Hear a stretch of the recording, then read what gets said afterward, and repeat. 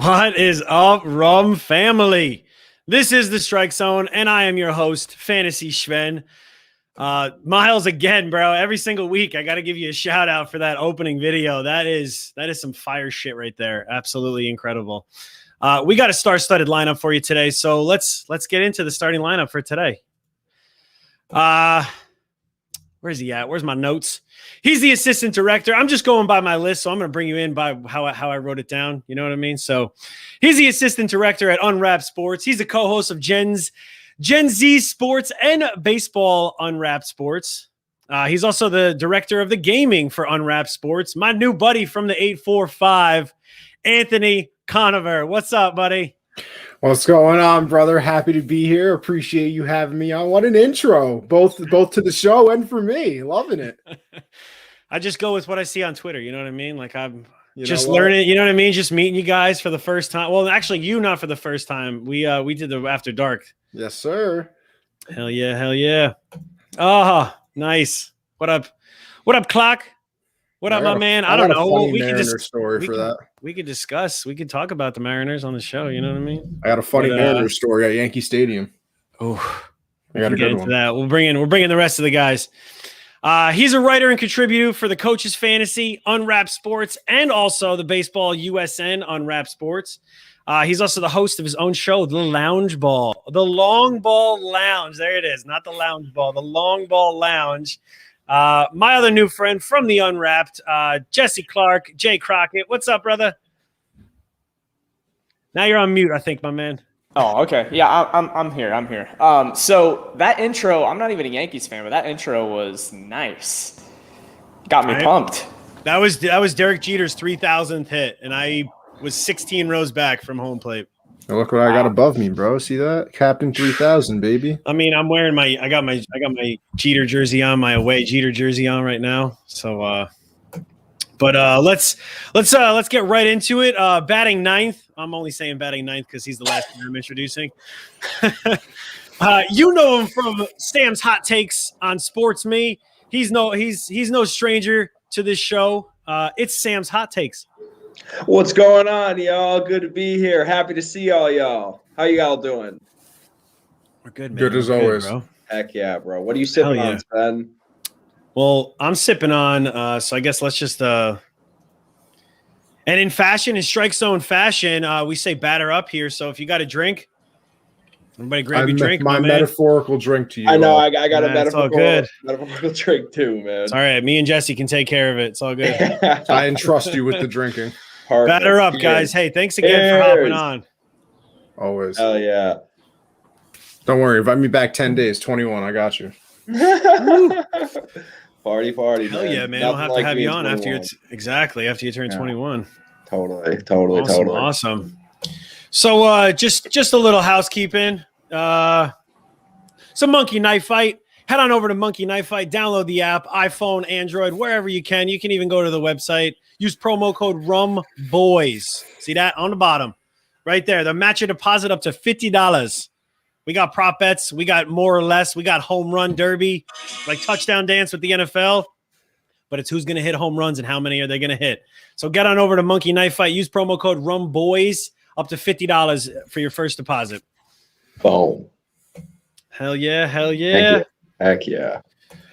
All right. So I didn't realize that the Sunday night games, they start an hour earlier now. Or is that just right? I did not know that either. Know that. I was kind of weird, right? I don't know. So I like to, at least now the past couple of weeks, I had Frank Amarante on last week. Fantastic. Thanks for joining again, Frank. That was a hell of a show. So I figured, let's just talk a little bit about Sunday night, a little preview on tonight's game. And then we'll dive right into some topics and some unfortunate injuries that have already happened. As we all know, that happens in every single sport. So Sunday night, we got the Cubs, we got the Braves, we got Kyle Hendricks versus Bryce Wilson. I don't know anything about this guy. And I'll start off with you. What do you think of this game? How the Braves looking to you? How the Cubs looking? Listen, I'll watch any game basically that has Acuna in it. So I'll be watching the game. Like you said, I don't know much about the Braves pitcher. Obviously, Hendricks is kind of the Cubs de facto ace, I would say, I guess. Right? I can't think of anyone else. Yeah, like I don't know if he is on a lot of other teams, but hey, if it works for your Cubs, go for it. You're not going to get any arguments from me, as the Yankees have the worst record in the AL, but that's a different problem. But yeah, Acuna, any game that he's in, a lot of star power in this one. Chris Bryant, Javi Baez. I mean, you're going to have Acuna, you're going to have Albies, Freddie Freeman. So it's going to be a fun game to watch no matter what. And hopefully, these are the games that I like being televised. I've always been a big proponent that the MLB doesn't know what they're doing when it comes to marketing people. So you're having Acuna on the field, you're having Albies on the field, you're having Baez on the field, who all of them show a lot of emotion, can pump people up. Javi Baez is the magician. Acuna will bat flip you to the moon, and that's what baseball needs. So, I wanted to interject there. The only downside to this that I would say is, did MLB make a mistake not flexing the freaking Dodgers and Padres game? Should be gosh, right? Yeah. Oh my gosh. Every Dodgers Padres game should be that game was the Padres were down and then they tied it back up, and the whole time I was like kind of shitting my pants like the entire game. But then obviously I think the Dodgers pulled away at the end because they're just an absolute super team right now. I think they're like 12-2 or 13-2, and like that's to be expected, obviously. But like, I don't know. So something that I thought of that Sven was talking about, these injuries. Do you guys think that the Padres maybe rushed Fernando Tatis Jr. back onto the field? Yeah, from what I'm reading, several Twitter docs I'm followers just for fantasy football purposes and baseball, and a few guys have basically touched on the fact that, he came back way too early. In fact, if you paid close enough attention to Tatis and you knew what his stance was and everything before he got hurt, he's everything now. If you pay attention, you'll have to pay attention in the game today if you haven't noticed it already. He's fallen through everything two hands. He's not doing the whole one-handed swing anymore. Ever since he's come back, he's been pretty careful. In fact, that home run that he hit the other night, I noticed that everything is two-handed follow through, just probably to be careful. It did kind of shock me that he laid out for a ball in his first game as well, made a diving play, terrible throw to second base that, got away from the guy. But that's just something that I've noticed. So obviously he's not 100% if he's taking the precautions himself. And I've heard, like I said, several docs say the same thing, that he's making a pretty big risk here to have a re-injury down the line. So it's crazy, man. I saw online that his first initial intake with the doctor was that that there's a chance he would miss the entire season. Oh, yeah, I saw 6 months the first day it came out. Same. That's what I'm didn't talking look about. good. It didn't look good when it initially happened. But he's a sprightly young man. You know what I mean? He has that on his side. And do you think that he feels pressured based off of all that money that San Diego just committed to him to come back, to be that superstar, and that influenced him to come back a little?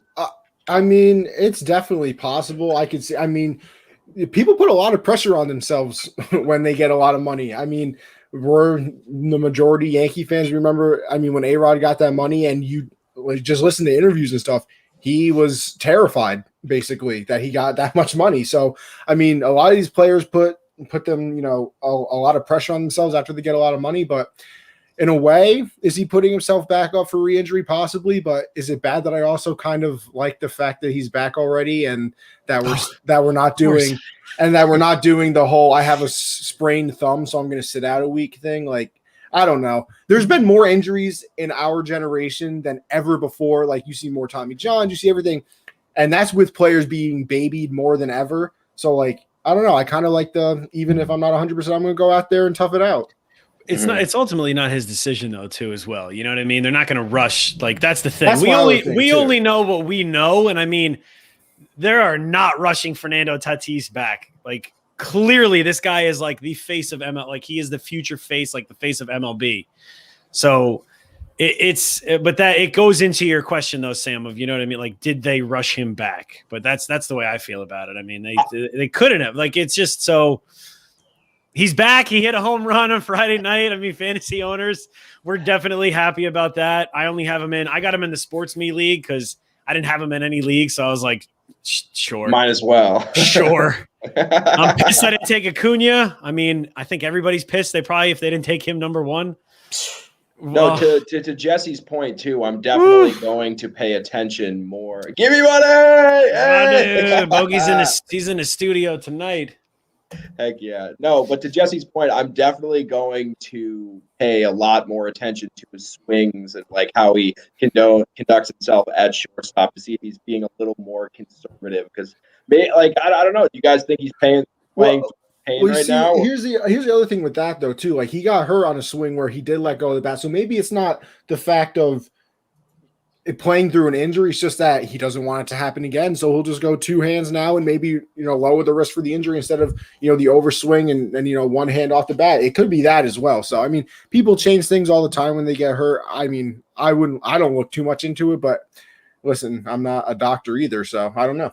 Yeah, it's probably more so preventative. He's probably just doing it to protect himself because think about it. He's the one that went through the pain, and you saw as soon as the injury happened, man, he was down, in agony. So he's probably just trying to protect himself, and he knew how painful the first time was, so he's trying to, just take precaution. That's all it is. But the dude is just the ultra competitor. You can just tell how much he loves to play the game. So that's why he's back so quickly. I don't think it really has much to do about the money. I think it has more so to do just that he wants to play. Yeah. I mean, especially like, dude, he probably was just, chomping at the bit all day on Friday, knowing he was coming back for the Dodgers series of all series. Like he was it's ready. Like he got to play. It's like, to your point, he's like the face of the franchise. He's one of the faces of the MLB. Exactly. To not play in that series would almost be a little disrespectful. It's just exactly. So we'll continue back on to Sunday night. It's not, the pitching matchup is not that exciting. I can see the Braves. I don't know anything about Bryce Wilson. We'll see. He got action last year in 2020. It's his first start of this year, right? Jesse, how do you think about it? Oh, sorry. We'll get to you, Sam. You're good. You're good. Sorry. I looked into him a little bit. He was a highly touted prospect when he first came up. They had some high promise for him, but he didn't really live up to expectation. He's like a fastball sinker ball type pitcher, but he doesn't get a lot of ground balls. So for like a sinker ball, that's not great. Right? Obviously, yeah. So if you're throwing a sinker ball, you're wanting to have a ton of ground balls, and he's got I think I looked it up, under 45% ground balls, which isn't elite by any stretch. And I think he's got some command issues as well. So, but this Cubs lineup is so hit or miss. Yep. It's kind of hard to tell which club is going to show up on a given night. I mean, they strike out one of the most in the entire league. They have a lot of upside, but it's just you never know what team's going to show up. And sometimes in these Sunday lineups, we have some B team lineups, but it looks like both teams are pretty much putting their lineup. Throwing, exactly. Yeah, they're throwing everyone out there. Sam, what do you think, bro? Yeah, so I actually did a little intel on the Braves pitcher tonight. To Jesse's point, he was a high-end prospect, and he didn't really produce last year. But I kind of think that last season's numbers can kind of be thrown in the trash. Like you look at guys like Christian Yelich or Javier Baez even, or guys that are usually these stud prominent guys that put up great numbers. And I think that the shortened season impacted everyone a little differently. So maybe he wasn't able to bring on that high octane top prospect stuff he has. But I really think that he has a chance to potentially beat Kyle Hendricks. But it is going to be very interesting because I know Chris Bryant hit 2 homers the other night. I know and it seems like the Cubs lineup is starting to click a little more, especially with all the tension with the fights that went down between Wilson Contreras and the guy on the Brewers recently. So I feel like the Cubs offense is clicking at the right time. So you're going to have to if that is the case, I see the Cubs probably winning this game like 7-2. But if he brings that high octane top prospect stuff to the table, it could very well be like a 3-3 pitcher the rest of the way out. But I don't really see that happening. I'm kind of with you guys. I'm thinking the Cubs win this game 7-2. And he's probably out of there after 5 innings. Does Acuna go yard tonight? I mean, he's already got 7 home runs or something like that. Yeah, that's what I'm saying. Major league leader so far. What is he batting, like 500, right? He's literally 500, has like 7 home runs, like double-digit RBIs, obviously. He's unbelievable. Ridiculous. The dude hit a ground ball to shortstop, and I was watching the game. I was like, this dude's out. Like, I wasn't even really paying attention. I was like, he must be out. And then he beats it out for a infield hit at first base. I was so blown away.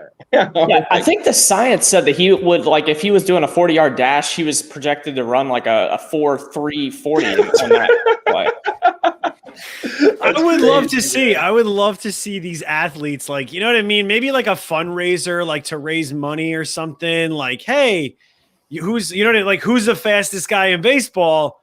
Like, shit, let's race against, you know what I mean? Like some wide receivers, like Tyreek Hill, like versus Ronald Tyreek Acuna. Hill, Trey Turner. Good, you know what I mean? Like, exactly. Yeah. Like, I want to see that. Like, that would be awesome. People would definitely tune into that. Or like a dunk contest with like Aaron Judge and like Blake Griffin or something, right? Crazy. Like, I mean, Aaron Judge is like what, like 6, right? Him versus Kyle Pitts, like a slam dunk contest or something. You know what I mean? Like, awesome, man.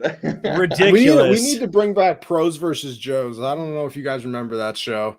No, I don't. Yeah, I'm surprised you remember that. You're a baby. Bro, I loved that show.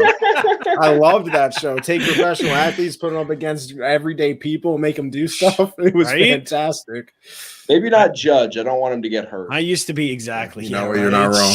Good God. I want. Good Lord. What up, J Love? Hell J yeah, Love. Beebs. Oh what up, shit! Beebs? What's going on? He looks like Justin Bieber. He knows it. But this kid, I swear to God, you're going to see this kid on like Fox Sports, ESPN, or something one day. Like, I've never seen at his age. He's like, what? I think J Love, you're what, 19 or something like that, bro? Phenomenal analyst. Holy crap.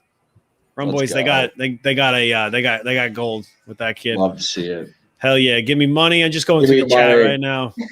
Justin, my dude. Oh, that would have been awesome. Oh my! Wow, that's an crazy. accomplishment of its own right there. That's pretty dang cool.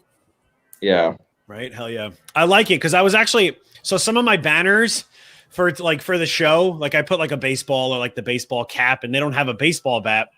So I was gonna do the cricket, like the cricket paddle. It was like the closest one. Dude, I love your new background. It's so epic. Dude, I don't know who did this. It might be Robbie. It might be I think it might have been Miles. That is so much better than your old one. Dude, the other ones are pretty tight too, but this one's pretty legit. This one is like that really one's legit. Yeah. Oh my God. Is that Tanaka right there for the Yankees throwing? Oh, it better not be. No, I think that's Garrett Cole who lost today. Oh, good God. So unfortunate, man. Oh my God. Unfortunate's not the answer, bro. Yeah. I know. Hey, the last time they got off to this bad of a start was in 2009, and we all know what the Yankees did in 2009. So I was at the parade. This is the first time they've been in last place in the AL since like 1967, though. So we're. Did they win it in 1967? Can we check? Can we check that? No, they did not. Right now, dude. No, they did not. That was not one of the 27 years that they. I got my Yankee poster with all their World Series wins on it. I checked it. Not that year. Boom. Facts. Boom, boom, boom. Awesome. So what do you guys think about that? Do you think they're going to be able to bounce back? Like what? Like it's a long season, my man. It really is. I mean, you're a baseball fan. Like it's honestly like no team I feel like is a favorite. Yeah, I mean the Dodgers, don't get me wrong. They're dominating, but like come All-Star break, you know what I mean? Like I don't mean to like hate on but like the Reds could be the best team in the National League come like the All-Star break, like better than any. They have I like the Reds actually. This isn't last year. You know, like a start like this is a full season. This is a full season. The start like this last year kills you. This year, it's like, wow, they suck right now, but let's see them in September. Like right. that's Did you guys what it see is for that- me. Did you guys see that Jay Bruce retired today? Thank God. Right. Yeah, I mean, he wasn't hitting any home runs at a lefty favorite feet. You know what I mean? Like if wasn't you're a lefty, hitting anything. He Yankee, couldn't hit the he should ocean have if he was six. swimming. He should in be it. tied with Acuna right now. Twitter That's how much of a bullied hitter's him. park Yankee Stadium is for lefties. Yeah, Twitter was really mean to that guy, No, and Listen, I listen, hope I'm a that lefty. didn't. I'm a Yeah. lefty. Just let me know. Yeah. Awful. Yeah, right. Cashman. I actually met Brian Cashman. I got a picture with him, so I'll shoot him a text for you. Yeah, shoot him a text for me. 100%. He's got you. That's awesome. He's Get him in got touch you. with my agent. Right. So as we know, injuries happen every single year. Baseball, they're a little bit different than football. You know what I mean? Because it's kind of this Fernando Tatis. Like, was it? Oh, he was going to come back exactly on the day that he could be activated, and it happened. But some other ones that we'll mention, some pretty big ones. Cody Bellinger is the biggest one, especially for fantasy owners, because that first pick, second pick, depending on your league. I saw Cody Bellinger go like 7 in a league, which I thought was a little crazy, but now it stinks.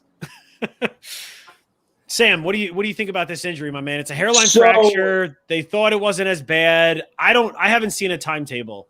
This is the most significant injury the Dodgers have had in a really long time. And this is just a testament to how talented and how stacked the Dodgers are, because I don't think it's really going to impact them that much. Because think about it, they have like Mookie Betts, AJ Pollock, they have who's the guy? Chris Taylor can play center. Like they're going to be fine.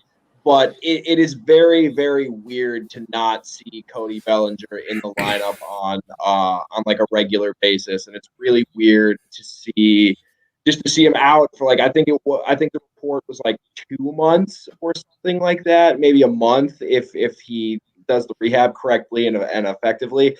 But I don't know, man. If they're like, let's say like if the Dodgers were to lose like Mookie Betts and a Seager, like along with Cody Bellinger, then I might start having some alarms ring off in my head about being afraid. But I don't think this really impacts the Dodgers that much. They have too much talent. They're stacked too much. And I know I think I saw Gavin Lux got hurt too. That's pretty bad. That's not ideal at all. He is on the 10-day as well right now. Yeah. But as long as they have, I'm telling you, as long as they have like 3 or 4 of those main core stars in the lineup, then I got to say, like, what's not to love about the Los Angeles Dodgers? You know what I'm saying? This hurts, though. This stings for fantasy owners. Yeah. Jesse, what do you think, my man? Yeah, so it's obviously huge, but another player that just goes underlooked, it seems, every single year that is literally tearing the cover off the ball. If it weren't for Acuna and all these other top-end guys with the name value, like Justin Turner is literally smoking baseballs right now. Oh, my God. He's got 5 homers, 16 RBI, batting .426. I mean, this guy is just absolutely smoking it. He's like in the top 90th percentile on like all the hard hit metrics as well. I mean, he's coming in clutch. So as long as you have those guys, and then they have, that McKinstry guy that has come up this year and kind of made a splash. I actually picked him up on my fantasy team last weekend. So did I. He hasn't played as much as I would have hoped, but this injury to Lux and Bellinger both kind of opens up some playing time for him because he can play second base or outfield. So exactly. He can kind of move around. So, I mean, Sam said it best. This team's so loaded, and all they really have to compete against in this division is the Padres. I mean, the Diamondbacks aren't that great. Colorado is freaking terrible. 100 losses probably. Yeah. That's what I saw. 16 or something. Yeah. And just imagine when they trade Story or somebody at the trade deadline. Does Story even have a home run yet this year? I don't think he has a home run yet. Fact check. He's struggling. I drafted him in that league, in the Fantrax, in that league, Jesse. I'm like, Trevor Story, my man's going to hit 40 home runs. But think about it. They don't have any like lineup protection around him. No, exactly. Pitchers can just pitch around him. Ryan McMahon's and like solid. how Garrett Hampton's not unmotivating bad, must it, but I don't know, how unmotivating must it be to play for a team that's like I'm pretty sure they're like 3-16 or 4-16 or something like that. I don't know. They're really, really That's when you bad. start And experiencing migraines and just sit out. It's the stadium. It's the stadium. You know, it's unfortunate because like Marquez is a solid pitcher. I like him a lot, but at Coors Field, his ERA is just not good. Just atrocious. Man. Just atrocious. Yeah, no, and that's why like it was such a shame to me when they traded Nolan Arenado to the Cardinals and they didn't package him with like a Marquise or like a Story or like a John Gray or like some just to maximize the value of the trade. That's kind of why I've always kind of hated on Jeff Bagwell, I think his name is, the GM of Jeff Colorado. Bagwell. I don't know. Maybe that's not it. That's not. No, I was gonna say. No, I mean that's just a great. That's just a great player. Right, he was just a good player. Yeah. No. That's okay. I misspoke. That's not the name of the GM. But I don't know. I'm not very high on the general manager of Colorado because I don't think he got the maximum value when he traded Nolan Arenado. Totally. That's just Hell me. no. Yeah. Totally. We could totally talk about that. I mean that like. And Trevor Story has 0 home runs, batting .271, 5 RBIs. So it's clearly the Rockies are struggling. You know, at least they got good beer out there, I guess. Right? Oh yeah, and some stuff is legal too, so that's cool. What do you think about these injuries? I guess we could package Bellinger and Lux. You know, yeah, it clearly sucks for the Dodgers, but it doesn't because you know, like they're a team where in 3 games, if you have the correct pitchers going at the same time, Sven, you can buy me breakfast too, bro. Feel free. There's another 845. Yeah, this is my best. This is my best buddy Joey right here. We've literally known each other our entire lives. That's amazing. That's what the love to hear. does. Hell yeah, That's we're best. We're best buds. Bro. He just had a baby too last year. I haven't seen her yet. I mean, that's weird to think about. I mean, nice bacon egg. We'll go back to your New York roots, Sven. We'll get nice bacon, egg, and cheese together, you know. Taylor ham, egg, and cheese, my man. No, I'll stick bacon, bro. But whatever. Listen, if you have the right 3 pitchers going for the Dodgers, they literally don't have to score runs anyway. Because, I mean, you have Buehler, Kershaw, and Bauer. So at least 3 out of the, whatever amount of games you play in a week, you probably don't have to score too often.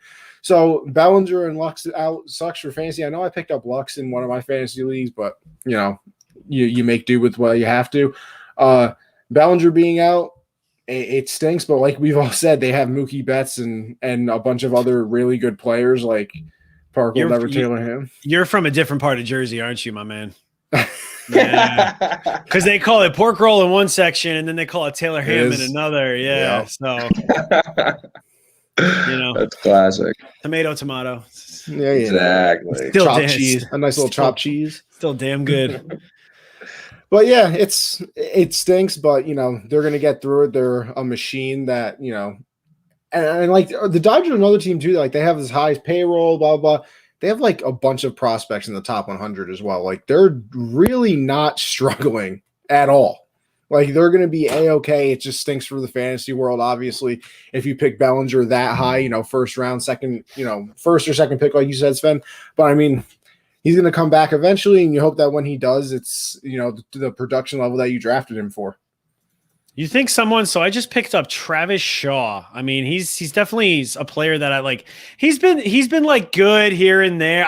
He's not going to put up Coley Bellinger numbers by any means. I picked up Astrudal Cabrera recently. Okay. I mean, I don't know. I think that Travis Shaw. He hits in a lot, like the meat of that lineup, and another injured player on that team where Travis Shaw is going to have to step it up a little bit. Christian Yelich. That's awful. Devastating. That is devastating. Oh my God. Oh, Jesse, you look the most upset, so I'll let you start, my man. Christian Yelich. Like, how do you like this? I have him on one team. That's it.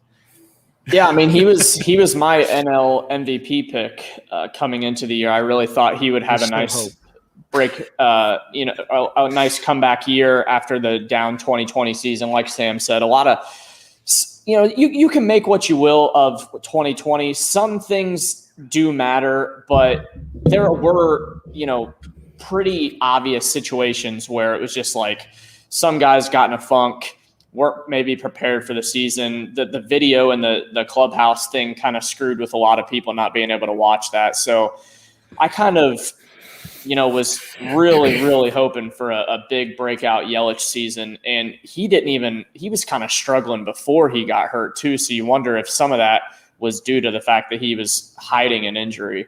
But, he's had back issues in the past too. So it kind of sucks given trust me, I have a pillow behind me sitting back here because I have back issues. I had back surgery. I had back surgery last summer. I had a herniated disc, man. Terrible, it is. I lost feeling in my left leg. Like it's nothing. Like Tiger Woods. No. Tiger Woods, I feel for you, my man. Like that when he was dealing with his back stuff, because like I love playing golf. I know we're digressing a little bit, but I do too. I suck. Holy crap! Like I'm so happy I got the surgery, but like yes, a back, especially for baseball. It's a lot of torque. Dude, my dad can't even run anymore. His back is so messed up. It's sad. Like it's really, really sad. This definitely hurt a little bit. That's the other thing too. You kind of hope that this doesn't turn into like a David Wright situation. Oh, don't say that. Don't you say that. Listen. I said hope it doesn't. But Oh, David Wright. Shout out to David Wright. I know you're watching, my man. You're totally watching. You're totally watching. So what up, David Wright? Listen, my mom's a big fan. Had a fat head put downstairs on the wall. David Dude, Wright. that I saw somebody tweeted like the other day. I think like if there's one player, that injury free, like if you I would David Wright if he was healthy. He could have been one of the best players in base. Listen, I know we're not talking. I know I'm not going to bring up a baseball player, but I'm super disappointed in literally everybody that when that tweet went viral, nobody said Derrick Rose. Like I didn't see a single Derrick Rose tweet. Wow, that's good interesting. One. Okay, a lot of people said Bo Jackson, which naturally, of course, because he had that freak accident. Derrick Rose, youngest MVP ever, and then just off the face of the planet. Like, right, and then he joined the Knicks, and then that was it. It was like, how does nobody say Derrick Rose now? So I'm disappointed in all of Twitterverse. Do you guys know if this is the second or third year Christian Yelich is in that extension? I'm asking. You don't know? No idea. No, I'm just saying because I think it was like the biggest extension in Brewers history or something, and for a team like the Brewers, that kills them. Yeah. Oh my gosh. Yeah. If he pulled a David Wright, like he would literally set that franchise back. You're gonna have to turn into Bobby Bonilla. Yeah. There's only one Bobby Bonilla. Mets fans know exactly who Bobby Bonilla is. Greatest thing ever. Greatest contract negotiation ever. He has his own day. Yes, he does. Yeah.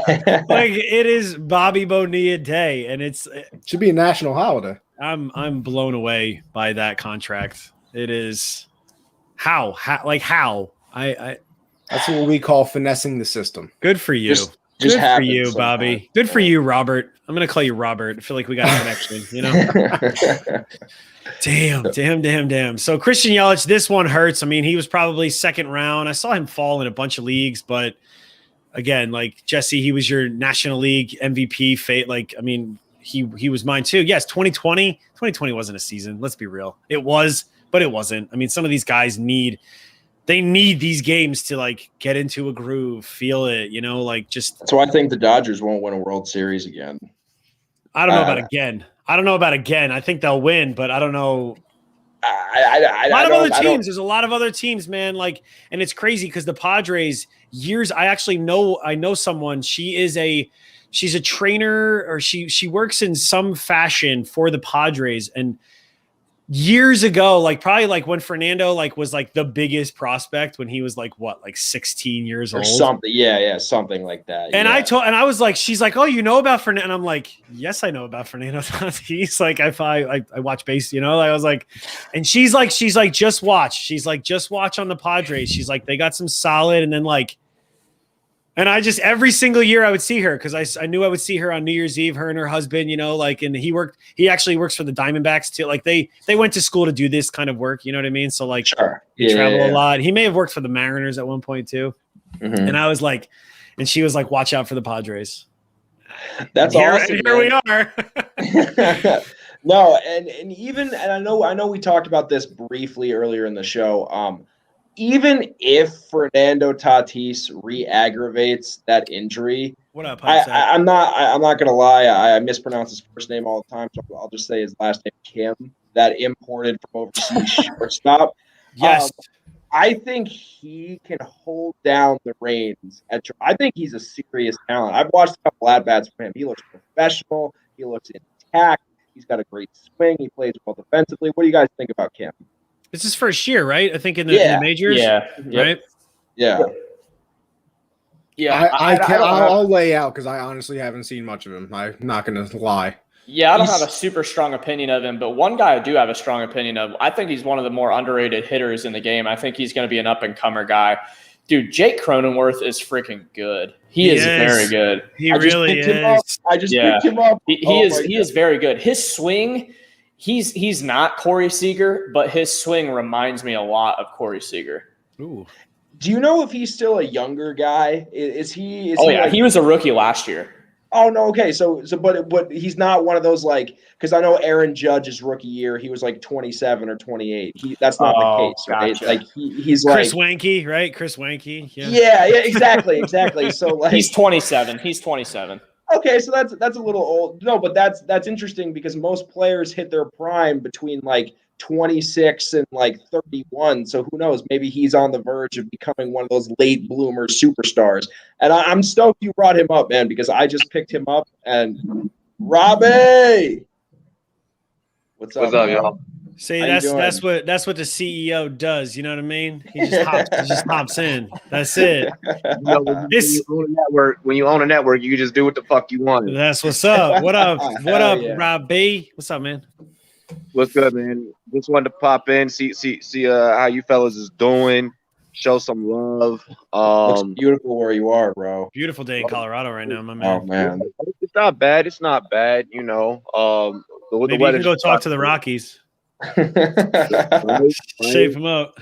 I just want to say to all of my fantasy baseball players out there, especially my team, keep kicking ass. Vlad, I love it. Getting a notification every single damn day that you done home deep in the center. He's gonna be better than his dad. Vladdy MVP season, baby. He's gonna be better than his dad. Chapman, Soroka, I need you to hurry up and come back off of IR. But yeah. Totally, man. No, I just speaking of Chapman, I just picked him. I did a trade with Super Dave in our SportsMe league.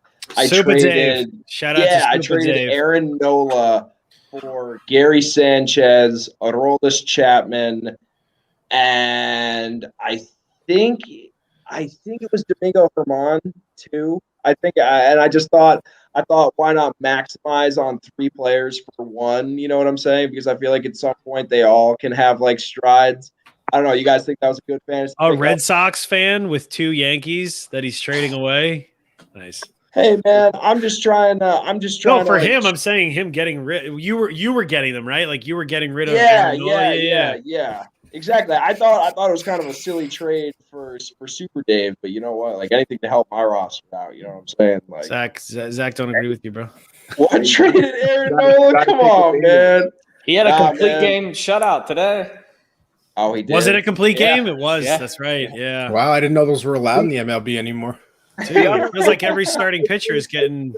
I'm not making any trades this early right now, just because we're still into the season. I still want to get a feel for things.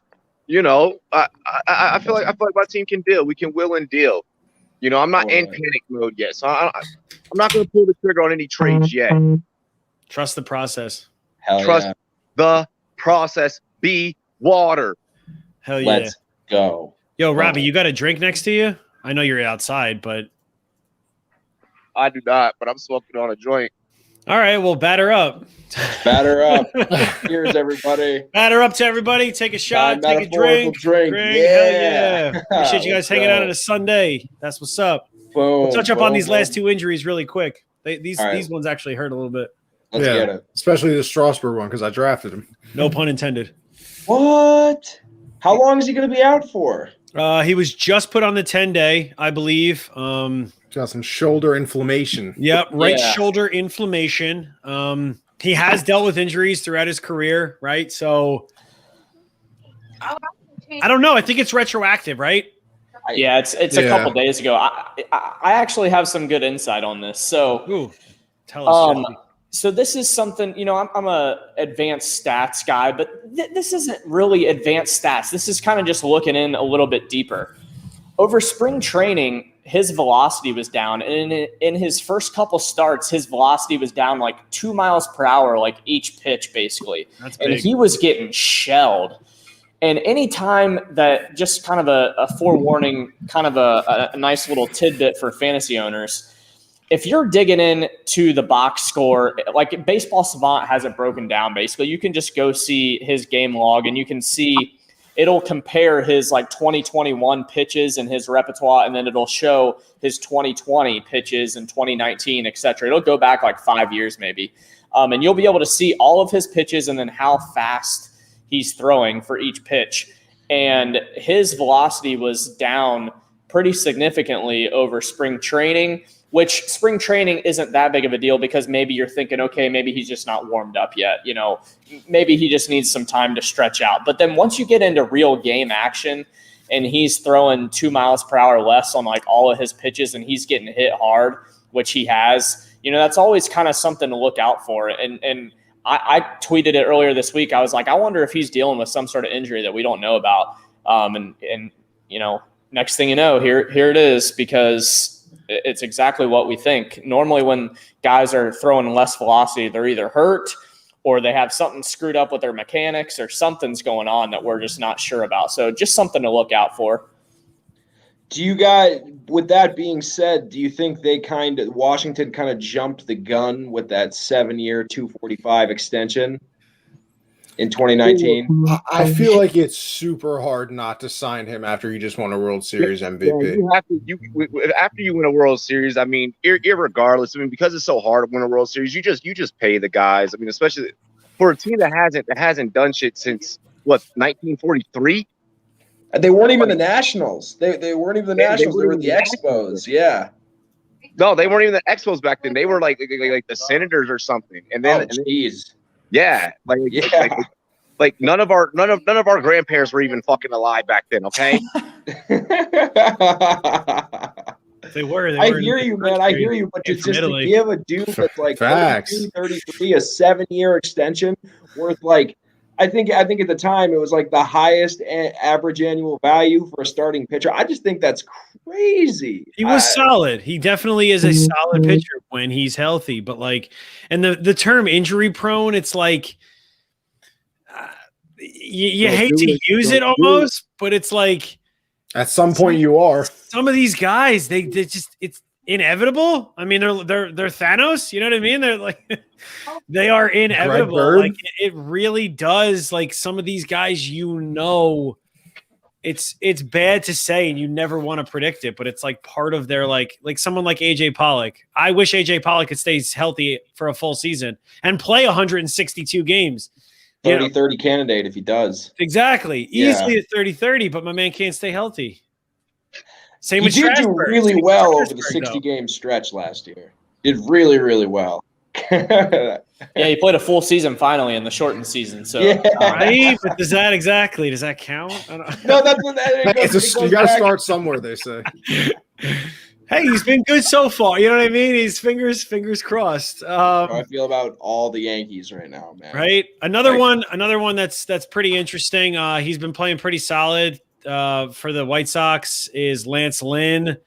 This one kind of came out of nowhere, right? He's on the 10-day DL right now. He's got a strained right trapezius. I don't even know what that is. Whatever that is. Trap. If there's a doctor watching or something like somebody that knows what a trapezius, I'm assuming it's like your traps. You know what I mean, right? Like triceps, maybe. I couldn't tell you. But I'm gonna while you guys discuss it. What do you think? What do you think, Ant, on this Lance Lynn?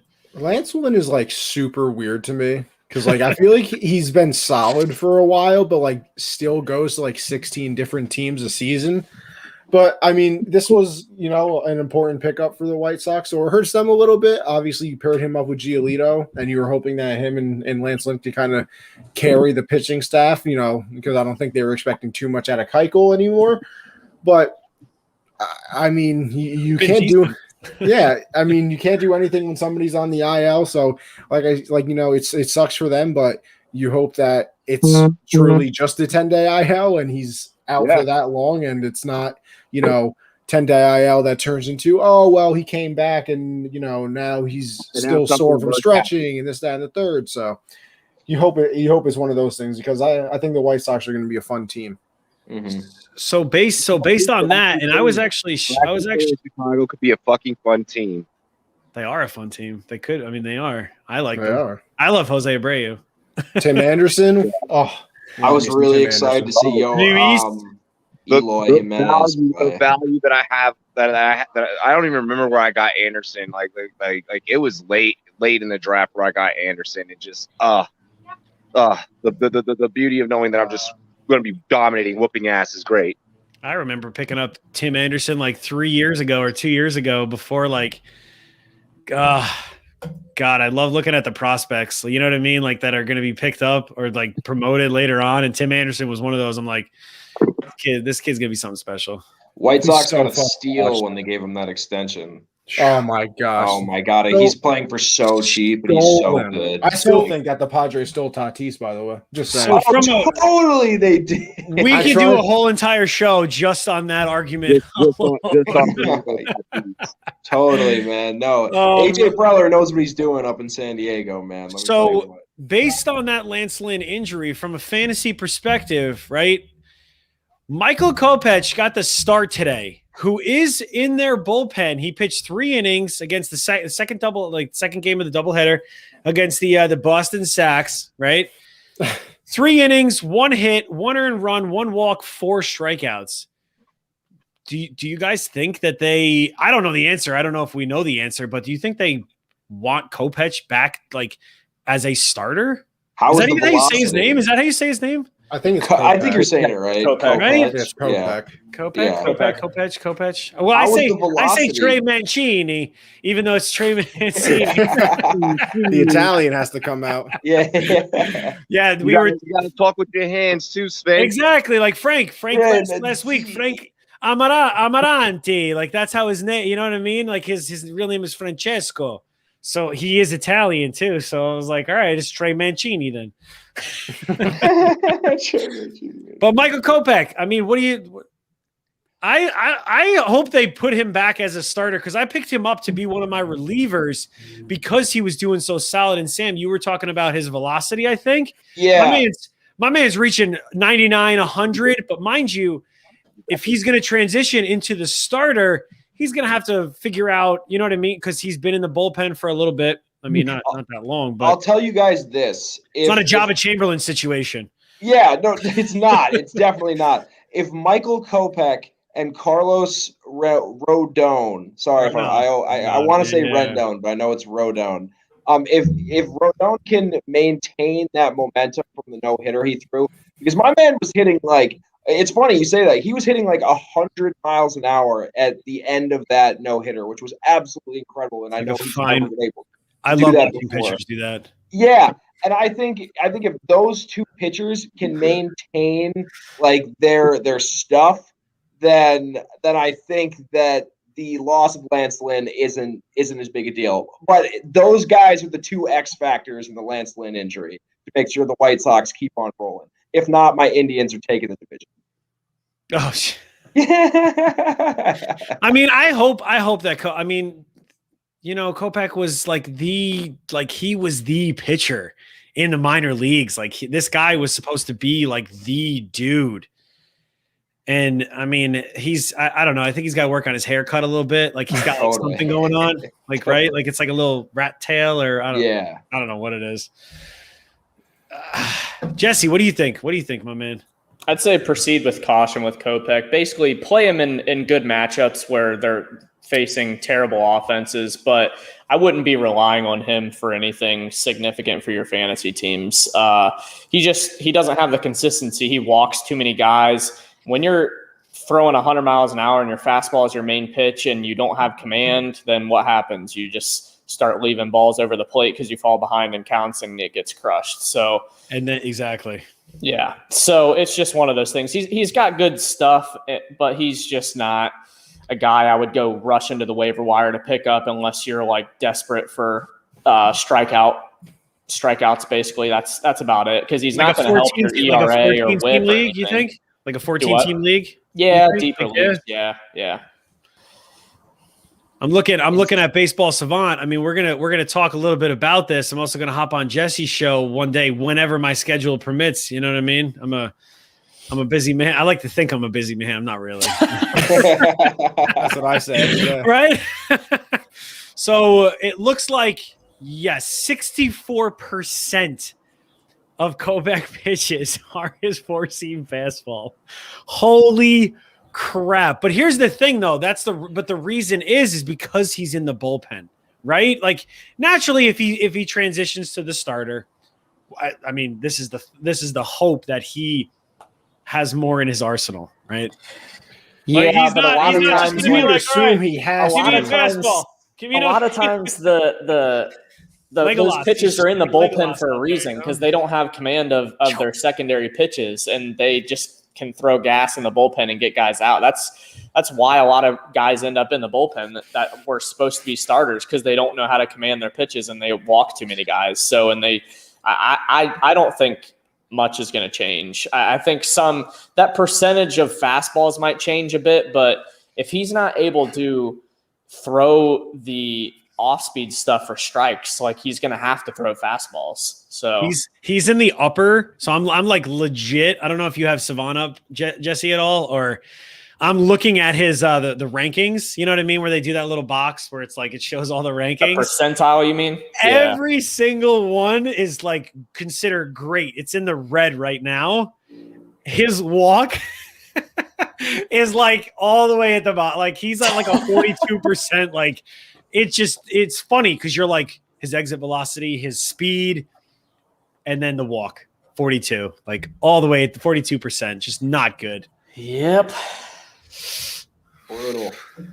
Brutal, man. Thanks for chilling, Game Point. Hell yeah. Bye, Game Point. Have a good one, bro. Yeah, man. Check. I mean, keep tuning in.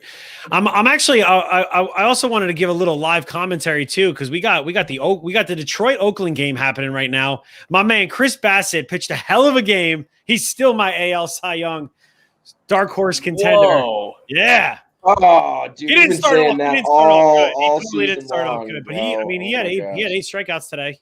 I think. I got to say, I'm impressed by Oakland. Oakland has really bounced back from that 6 innings, 5 hits, 2 earned runs, 2 walks, 8 strikeouts. That's not bad. And then my other main man on the other side, Matthew Boyd, pitched another hell of a game. Oh, I'm so upset with myself that I do not have him in like every single league. Detroit's sneaky, man. Detroit's have him in the Fantrax dinger. Do you? Yeah, because I mean, he throws, even if his ERA and stuff was bad, he throws a lot of strikeouts regardless. So I just figured he'd be a pretty good. Yeah. Certain leagues, he would probably be a very good like late round pickup, I would say. Soto's in right now for the for Detroit, so we're going to see what happens with that. He's either going to give up absolutely nothing. He's given up 1 hit and 1 walk, and he has 2 strikeouts. So that's the of. Yeah. Jeez Louise. I think that game's final.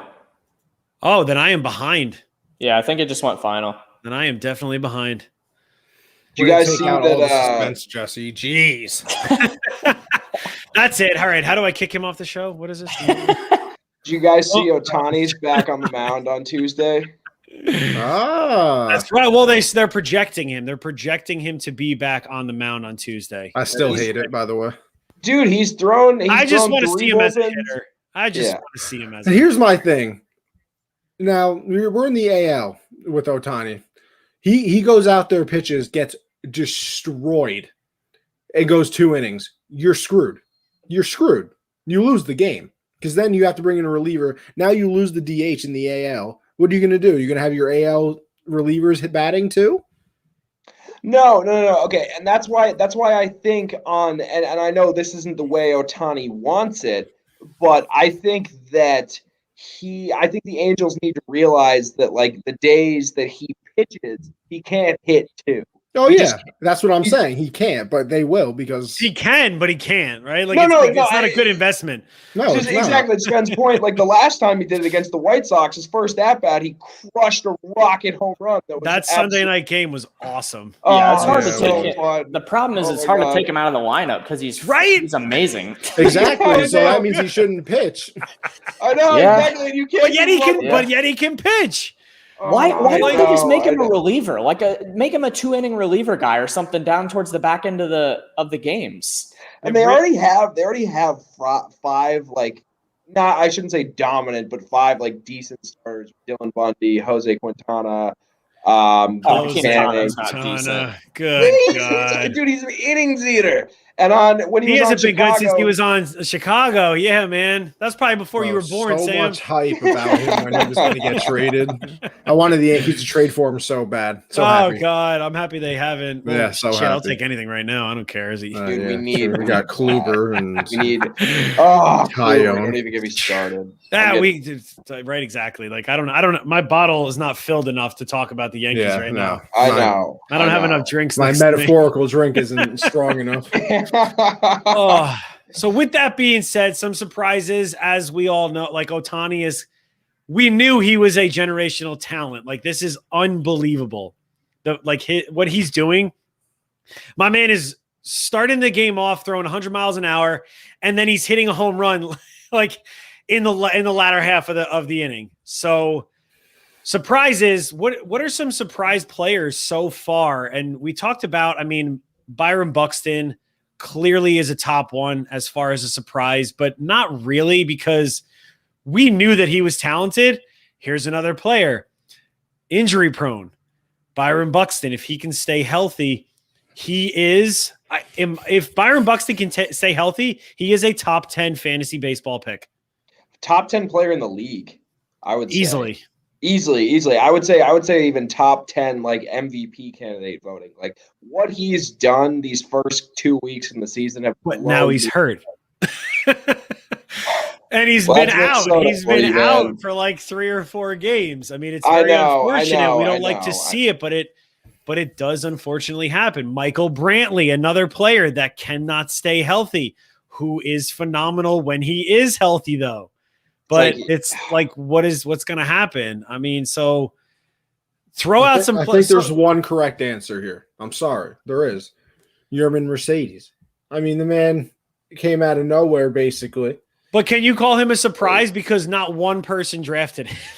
That's why it's a surprise. Tell me, if you drafted him, I want to meet you and I want to give you a hug. I want to shake your hand. I want to do the day you didn't draft him. Come on, I did pick him up. I'm not saying waivers, you. I'm just saying you as people out there in the fantasy baseball world. Oh no, nobody drafted this guy. What's a better surprise? The day he went 5 for 5, I had a chance to draft him on DraftKings, and I'm like, who should I go with? Him or Andrew Vaughn? And I went with Andrew Vaughn because I knew more about Andrew Vaughn than Mercedes, and then I ended up just getting Tony La Russa. He pretty much just said, you know what? I don't like you, Sam. I'm gonna play this guy, and Andrew Vaughn is not gonna play now. I actually just dropped Andrew Vaughn in a league. No, I did too. From that DraftKings league that I was in. I just it's kind of.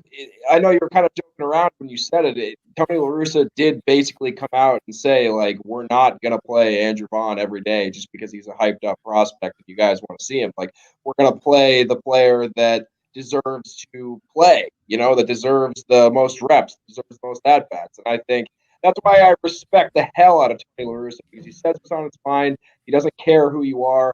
He wants results. And honestly, if the White Sox make it far in the playoffs, it wouldn't get past me to see him be manager of the year. What do you guys think about that? I can see that. Absolutely. Yeah. Fantasy surprises, Jesse. I know you got some. You definitely got some. Yerman was a great one. It's kind of hard if we're, narrowing it down to guys that were actually drafted. McKinstry's obviously a guy that wasn't drafted. Tyler Naquin has been great for the Reds, and he wasn't drafted. Just a few other names. I mean, everybody kind of was predicting a little bit of a breakout, but I mean, nobody expected Joe Musgrove to be this good. Sandy Alcantara has been really good. I got him on my team. Sandy's a beast. He was my breakout candidate. I did on my first episode of Long Ball Lounge. We did first year breakouts and FOMO players, and it just so happened that FOMO player was for both of me and my guest was Tyler Glasnow. So it's probably those guys are the ones that are sticking out to me right off the bat. No other real huge surprises so far. I mean, guys have been better than what they've been expected to be, but not by a substantial margin. Are we talking about like good surprises or maybe bad surprises? Well, even bad surprises, like we just mentioned earlier in the show, like Trevor Story. Like Brandon Lau, let me tell you. I'm shocked. The whole Tampa Bay offense has been freaking miserable until they just started playing the Yankees. I think he went there. I think a good surprise guy that he hasn't exactly lit up yet, but I think with regular playing time, like I think he's going to get Odor for the Yankees. I think he plays with a lot of heart and a lot of passion, and I think if he continues to get everyday reps, same with Clint Frazier too. If those guys get everyday reps, and Clint Frazier's been kind of platooned this whole year. And I dropped him in multiple leagues. Really? I mean, I had to. Like, I had to grab a certain need, and Frazier. I mean, he's playing. The thing is, but he is just struggling right now. I know. It's sad as a Yankees fan. I mean, of course, I have that bias too, but it's like, bro, what have you done for me now? You know what I mean? Like, not much. No, I know. Well, like, it's like we've been talking about this whole time, man. This is the full 161, not the 60, and we got 162. 160. 100. Yeah, 100. I don't know why I just said that. 100. This is the whole 162. And like you just have to be patient with these guys, man. Like, and like they're not. I feel like in their minds, it's like, okay, we have so much time to get back on track. Like, if there's any time to start slow, like now is the time to start slow. What? Blake Snell actually lasted 5 innings today. Wow. Thanks, bro. Thanks, bro. 7 strikeouts, 2 walks, 2 earned runs, 2 hits. We got a 2-2 game right now in the bottom of the 8th, I believe. I'm gonna need Tommy Pham to start doing something. My fantasy game's a little too close for my liking. Yeah, we're at the bottom. We're at the bottom of the 8th right now. We got a man on first and second for San Diego, 2 outs, and I want us. Oh, Eric Hosmer's up. Ooh, Pham's on deck. We'll keep you updated on that. I got the game. I'm like literally staring at it, even though Jesse's ahead of me and he's probably going to spoil it for all of us. No, I'm in the bottom of the 8th on mine too. I'm getting railed in my fantasy matchup this week. I got crushed. This was not good. This was not a good. It's looking like a 2-0 start for your boy, so I'm feeling good. No. I'm in a league though that it's like categories, and it's like each category is counted, so it's not like 1-0, 2-0. It's like, I'm 3-7-2 this week, basically. Right? Yes, exactly. Yeah. Exactly. Yep. Oh, base hit. Hosmer, base hit. Did he score? score? Profar. They're up 3-2 now. Yep. He's my starting first baseman. Let's go. I love to hear it. What happened? This is a big reaction. Damn. Yeah, man. So he crossed the plate, right? Whoever, I don't know. I think he brought in Profar. Who is this? Who's number 22? Who are you? That was Tatis. Tatis was going to third. Overran it maybe a little bit. Got him out for the third out. Yeah, but they're checking it right now. They're gonna review it. Do the old review. Yeah. Just what Tatis is like, yo, you gotta check that. You gotta check that, bro. Come on. No, I'm looking at it. Oh my god, his foot's not even on the bag. Oh. Out by a mile. He's on the bag. Oh, yeah, he's on the bag. He's on the bag. In the beginning, he was not, but then he lit like it is like we're talking inches, millimeters. Here's the thing: is it going to be enough to be overturned, as they say? right? Is that the same as football, right? Oh, it is. Oh, it is. Clear enough evidence. I think he's going to be safe. Obvious. I think he's going to be safe. Totally. Well, I don't want to ruin it, but on my fantasy app, it does say that safe. Fam is still on deck. Oh, okay. Safe. Okay. All right, Fam. Now get me a hit and put me up even more. So yeah, that's right. So Tommy Pham is about to be up. He's got 2 strikeouts today. He's over 2. Yes, he does. Let's go, killing Tommy me, by the way. I'm Tommy Pham in the SportsMe league as my utility guy. So another surprising, and I was going to do a little tweet on him as well, but we're going to get into that discussion after this, after we finish up these surprises and more in depth on definitely on Jesse's show about the old school versus the next gen stats and like how do they correlate to fantasy baseball, right? Like, do I really care about the exit velocity of a home run? Like, is it? I mean, you know what I mean? Like, but again. We're going to get educated. I'm going to get educated. I'm looking more into it. But somebody that I was very interested in, who did have a solid year a few years ago, Danny Duffy of Kansas City, actually having a decent year for the Royals right now. And nobody thought because Brad Keller and Brad Keller, thanks, bro. Thanks for your first get. Like, wow, I'm so pissed that I drafted you and started you. Oh my God. I'm like, he's the ace. How bad could he be? That's like drafting like the 3rd wide receiver on like a great team. You know what I mean? Where you're like, wait, he's the wide receiver 1 for this. I don't care. Exactly. Doesn't matter. Just because he's a wide receiver 1 don't mean I'm going to draft him. I think the Royals have a sneaky team altogether. I think they signed Mike Minor in the offseason, and obviously Danny Duffy's on the team too, and Carlos Santana. I was shocked that they signed Carlos Santana with that 2-year deal to play first base for them. That I think it's a great addition for their lineup, but I couldn't believe it. I was surprised that like a guy who'd been on so many winning teams in a row had interest to go to Kansas City, who I know they went to the series in 2015 or whatever, but like beyond that, after 2015, like realistically, they haven't done much. So I was pretty blown away that they wanted to even pick him up. I don't know. Sunday Night Baseball is off to a rocking start. Freddie Freeman just homered off of Hendricks. Woo! Should have freaking placed that prop bet. I told my friend to bet on the Braves. That's awesome. Oh man. my God, Kyle Hendricks. That's the thing though too about Kyle Hendricks. Like you don't know what's gonna happen with this dude. I mean, he started off rocky. His last start was okay, but it's Ronald Acuna. Guy's the best player in baseball right now. Right now, he is the best player in baseball. Yeah, I would say that's accurate. Refuse. Maybe I don't want know. to say it, but he is. I refuse. I don't care. I need a whole year of it. He's Trout. That's what I'm saying right now. You'll never. No, I don't care. I feel 16 games in, or however many games. Still. No, I still think it's Trout. Trout. Listen, that's what I love Mike Trout. I had the 3rd pick in my draft, and I got Trout, and in my head that's a steal.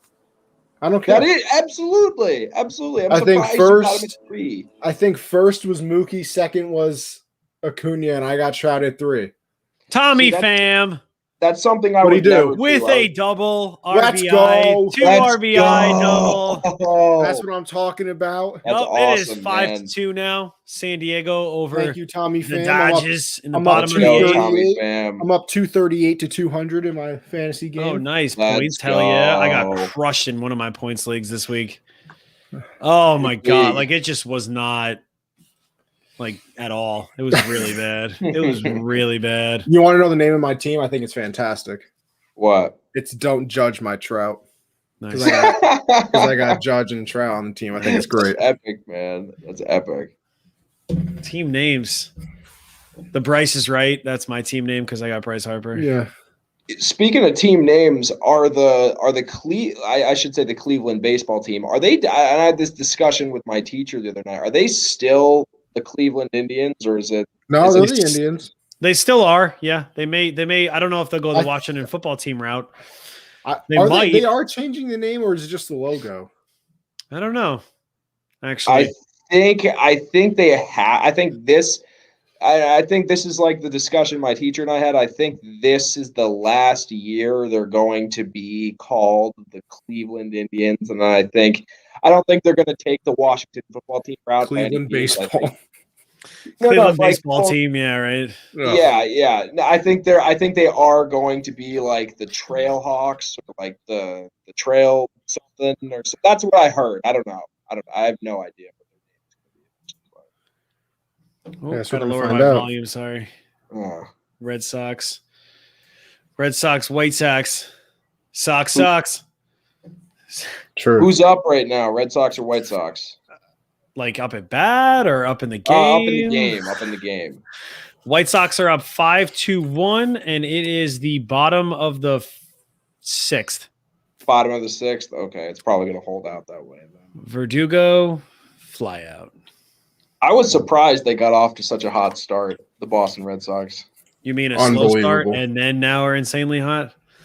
Got Losing swept by three the in a row Orioles. to the freaking Orioles and then just winning 9 in a row. Yeah, and I think that is just more April magic. What do you guys think? Think that run is real? The Boston Red Sox? Yeah, I don't think so at all. As a Yankees fan, hell no. Hell no. See, there's like a lot of, I discussed this on my baseball show, Backstop Banter. I feel like there's so many divisions right now that are just going to flip flop. Like, I feel like baseball right now is super weird. Like, the East is the Red Sox are on top and the Yankees are in last. Like, is that really going to stay there? Like, no.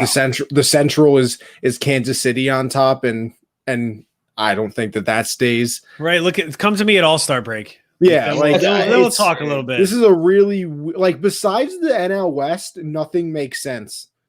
Like the Dodgers are 13-2, they're in first place. That makes sense. That's sure, yeah, supposed to happen. That's supposed to happen. But I don't know if the Reds, sorry Jesse, are the best team. I still picked the Cardinals, so I'm hoping that changes just because I like being right in life. And then I do hope though that the AL West stands because the Angels are in first right now, and I will literally cry tears of joy to see Mike Trout in the playoffs. Oh my God! Right, and just have anyone but the Astros in. I really hope. I hope that Oakland gets the 2 or the wild card seed, and I hope that I really hope that the Angels win the West because they just exactly what you said, man. Like Mike Trout deserves it. Like it's like such a waste. It's almost a waste of a franchise to have. Oh, it is. To have Mike Trout and go to one playoff game, or play in 3 playoff games, get swept by the Royals or whatever. You said Acuna before, Jesse. It was Freddie Freeman, I think. You're on mute, Jesse. I said Freeman. Oh, did he say Freeman? No, you didn't. I thought he said Acuna. Somebody said Acuna. It's all good, but it's 3-0 already. Yeah, Darno hit a homer too. I dropped Darno. You dropped Darno. I dropped him for Mercedes. Arnaud? I think that's if he's catcher eligible, which he is at ESPN. Yeah. Yahoo, he is not. He's only utility, which is Otani. His eligibility who's is not also eligible for catcher. Really? Yeah, on Yahoo, he's not. Yeah, he's That's not awful. catcher eligible. Would they play Mercedes at catcher? Or is that just because he played in the minors or something? He played in the minors. Yeah, he's been DHing and stuff. I'm pretty sure for. He can be set. I was about to say center, like football. Jesus, he can be catcher or DH. He could be a center. ESPN, probably. Because I know they're not going to take out Grandal at catcher by any means because they paid him all that money. Yeah, but that's interesting, though. I would never imagine Yohan Mercedes as the catcher of the White Sox. That's crazy that he's eligible, and that's kind of weird to me that he's not eligible. I'll tell you that. Yeah, he's eligible on DraftKings, but not on Yahoo. That's weird, man. Hey, every single site does their own thing, you know. Oh, actually, you know what? One breakout player. Because Taysom Hill was a tight end, you know what I mean? But he really wasn't a tight end. Like one breakout player I forgot about. I don't really know how much of a breakout it really is, but Ketel Marte was beautiful to start the season. Really that man carried me my first matchup of the year. Talked about him last week. He was one of the injuries we talked about. Awful. Awful. I mean, just absolutely going crazy. And then all I see is IL, and I got very sad. I got very sad. I got him and Fernando. I got him and Tatis in the SportsMe league. Oof. So Robbie clearly beat the crap out of me last week and just didn't work out. I'm probably going to win this week. Are you thinking about dropping Tatis? Yes. Totally. Yeah. I was gonna say because like I just looked at it. I looked at his batting line and he's hitting like 143, and now I'm like awful. I'm like super concerned. Like after what Jesse said about him needing like to use both hands on the bat. Like that's not Tatis' style like at all. Like here's my response to that. Batter up. I only have one drink left. Jesse's got to get another drink. You're going metaphorical. Sunday, drink. you know what I mean? It's a Sunday night. We like to have fun. It's leading into the great Mondays, right? That terrible Progressive commercial. God. Oh, God. Awful. But I got to do this. I hope my boy Adam. I haven't seen him in the chat yet. Jesus, 4-0 already. Is it 4 now? Who scored? It is 4. I am not sure. I just looked on the fantasy app. I'll tell you right now though. Let me get to the game. He must have just had Adrianza hit a home run as well. Damn, he's getting smoked. So it sounds like Kyle Hendricks is really not finding the I don't know. That's 3 home runs this inning. This is the Kyle Hendricks of the first game that he pitched this year. He throws a lot of pitches like really in the strike zone. I feel like, and he doesn't throw hard either. I know, and that's 30 pitches, and he's still not even out of the first inning. How many outs are there? 2. Oof. Oh my! Doesn't matter. Like this is ridiculous. Like Hendricks is going to be out by like the third or fourth. And I even put this on the outline too. I don't know if you guys, or maybe I switched it after I sent it to you guys. Like, I think it literally will Kyle Hendricks last 6 innings. Like that was one of the little topics for Sunday Night Base preview. And I mean the answer is no. Maybe no right now. Who knows? He could settle in. Not. He could settle in, but damn, Bryce Wilson. I mean, my man could. I don't. Let's see him throw first. That's all. Right, I'm excited. I'm excited to see him. Yeah. We'll see what he's got. Listen, I got Chris Bryant and Javi Baez on the team too, so I hope he doesn't pitch too well. Smart, KB's heating up, man. I'm telling you, and think about it. He's in his contract year. He's trying to put up those. He's going to be a Met by the end of the season, right? He's still a good player. He's kind of played over his shoes in his MVP and Rookie of the Year campaigns, but I still think he's a guy that can produce 30, 35 homers, 100 RBIs, hit 280. He'll be a Met by the end of the year. Yeah, we have a closer alert right now. Mark Melancon is in for the Padres in the top of the 9th to shut down the Dodgers. I believe they have 1 out as of now. What's the score? 2 outs. Is it 2? Jesse's in the future for everybody. Hopped in his DeLorean, threw some egg cartons in there to rev it up. Oh man.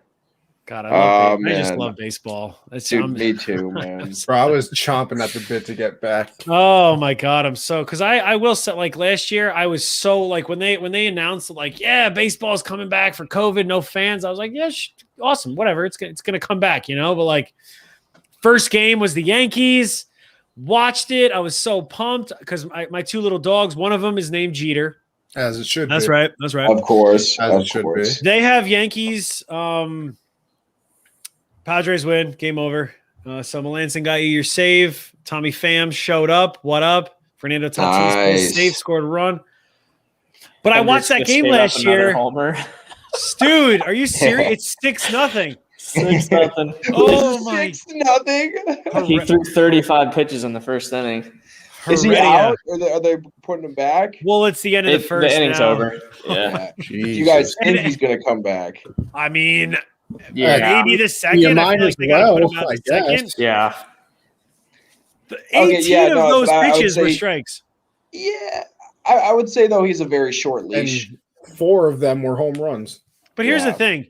it's whether or not. So like, I guess that like goes into, I mean, I don't know how this will transition into it, but like managers looking at the pitchers and going, hey, all right, you've thrown 30 pitches, like, or 40 pitches in 2 innings, you know what I mean? Or am I going to have you stop at 90 pitches, or am I going to have you stop at 7 innings? You know what I mean? Like, I think it's third. I think it's third time through the order. I don't think innings or pitches matter in a weird way. I'm not with that. I think it's number of pitches. Well, it all me. depends, because I've seen, right? Exactly. Yeah. But again, how many starting pitchers, talked about it last week too, like how many starting pitchers like have we seen go not even 4 innings that like should be going 7, 8? But again, this is the year. Jacob DeGrom last year was different. 77 pitches. Dude, 77. What do they say? Death, taxes, right? Those are like the 2 things. And then like Jacob DeGrom getting losing. Literally 0 run support. Yeah. Depressing, dude. They don't deserve to have him. No. Like, oh my gosh.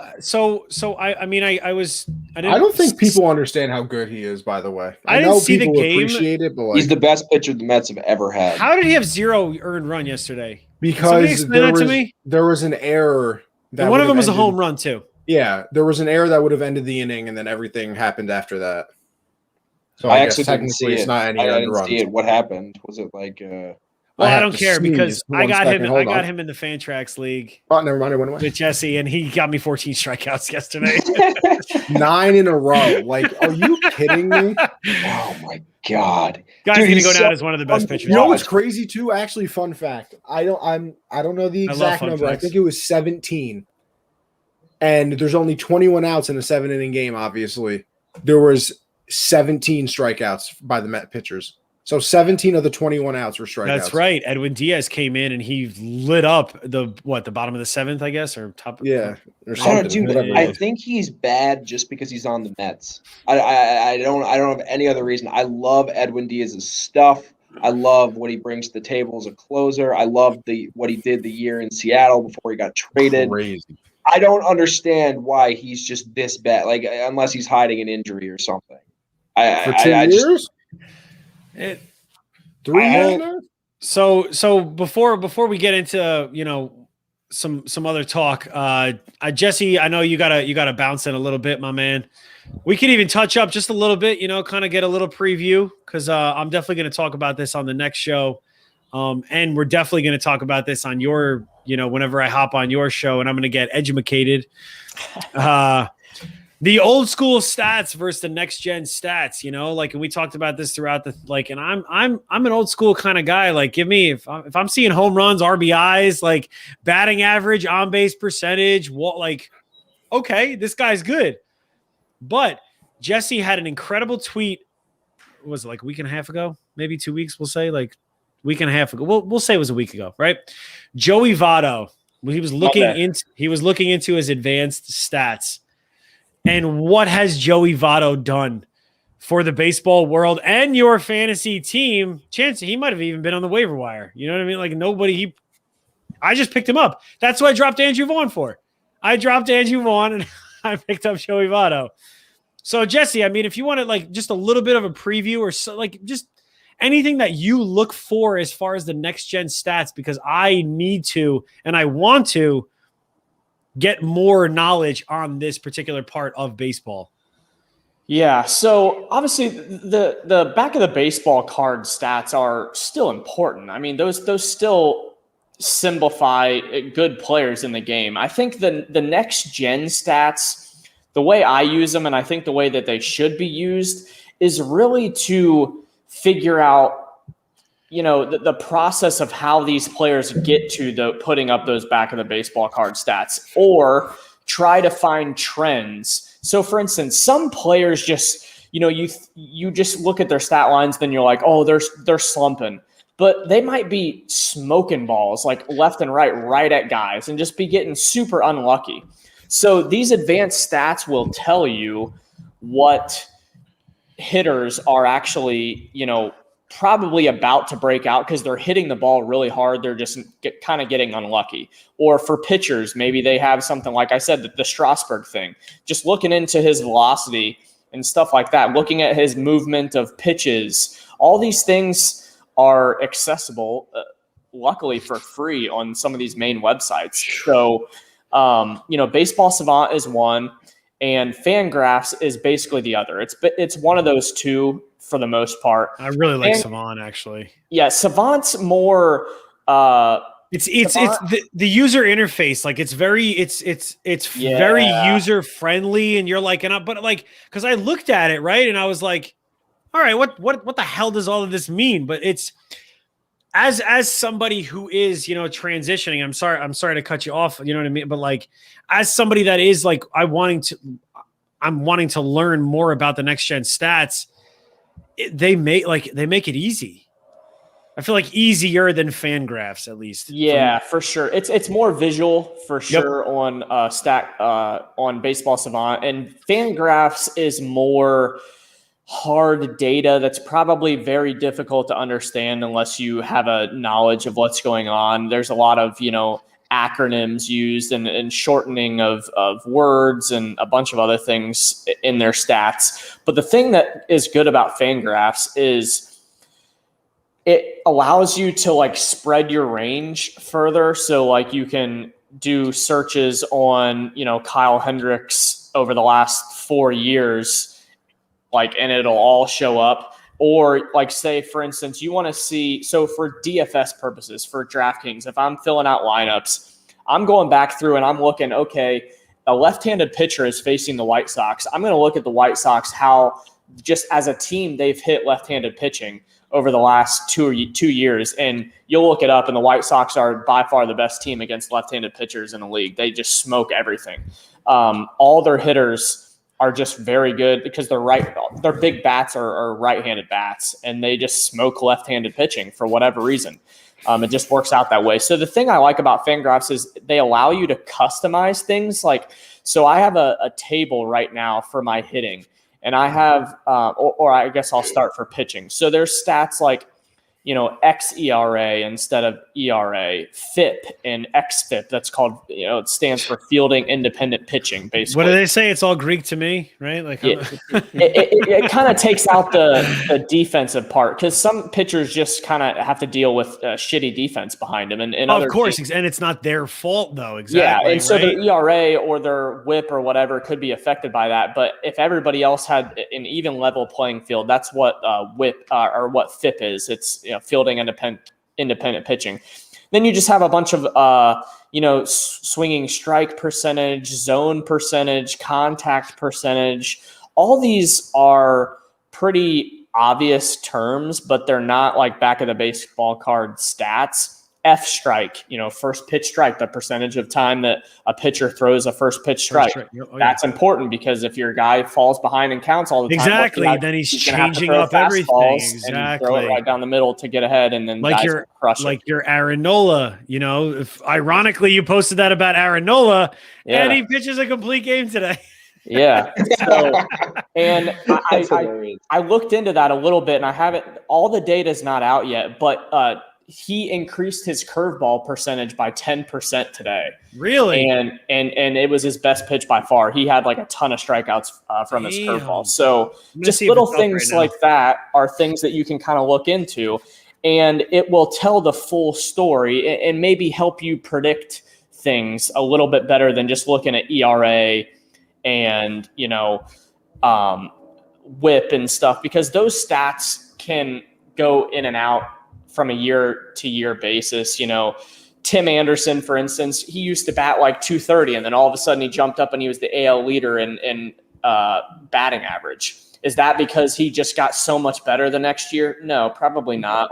Some of it's probably a little bit of luck factored in, and, of course, and a little bit of other things. So these advanced stats just kind of help you making good pickups in your fantasy leagues, figuring out those free agents, guys that are just on a hot streak for a week, and maybe they're not the best pickup, and maybe they'll fizzle out, or maybe there's some good things behind the hood that you look at advanced statistic wise, that shows that they might actually be a good long-term pickup. So those are just the things that I kind of look for. Again, Sven, we can kind of dig into it when you're on my show in way more detail. Bro. Oh, yeah. But those are just things that kind of help me see forward a little bit better and help me maybe make a pickup here and there that's some other person in my league doesn't pay attention to those things, and I just gain an advantage. So any little way that I can gain an advantage over my league mates, I'm going to take full advantage of.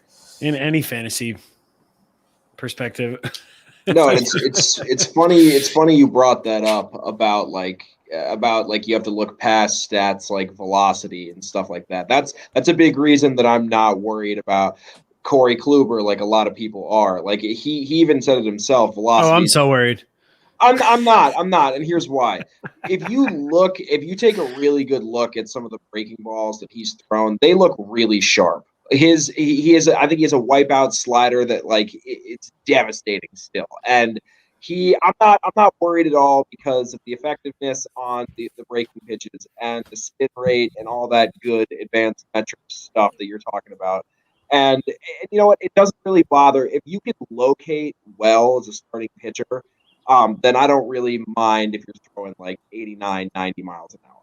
That's just me.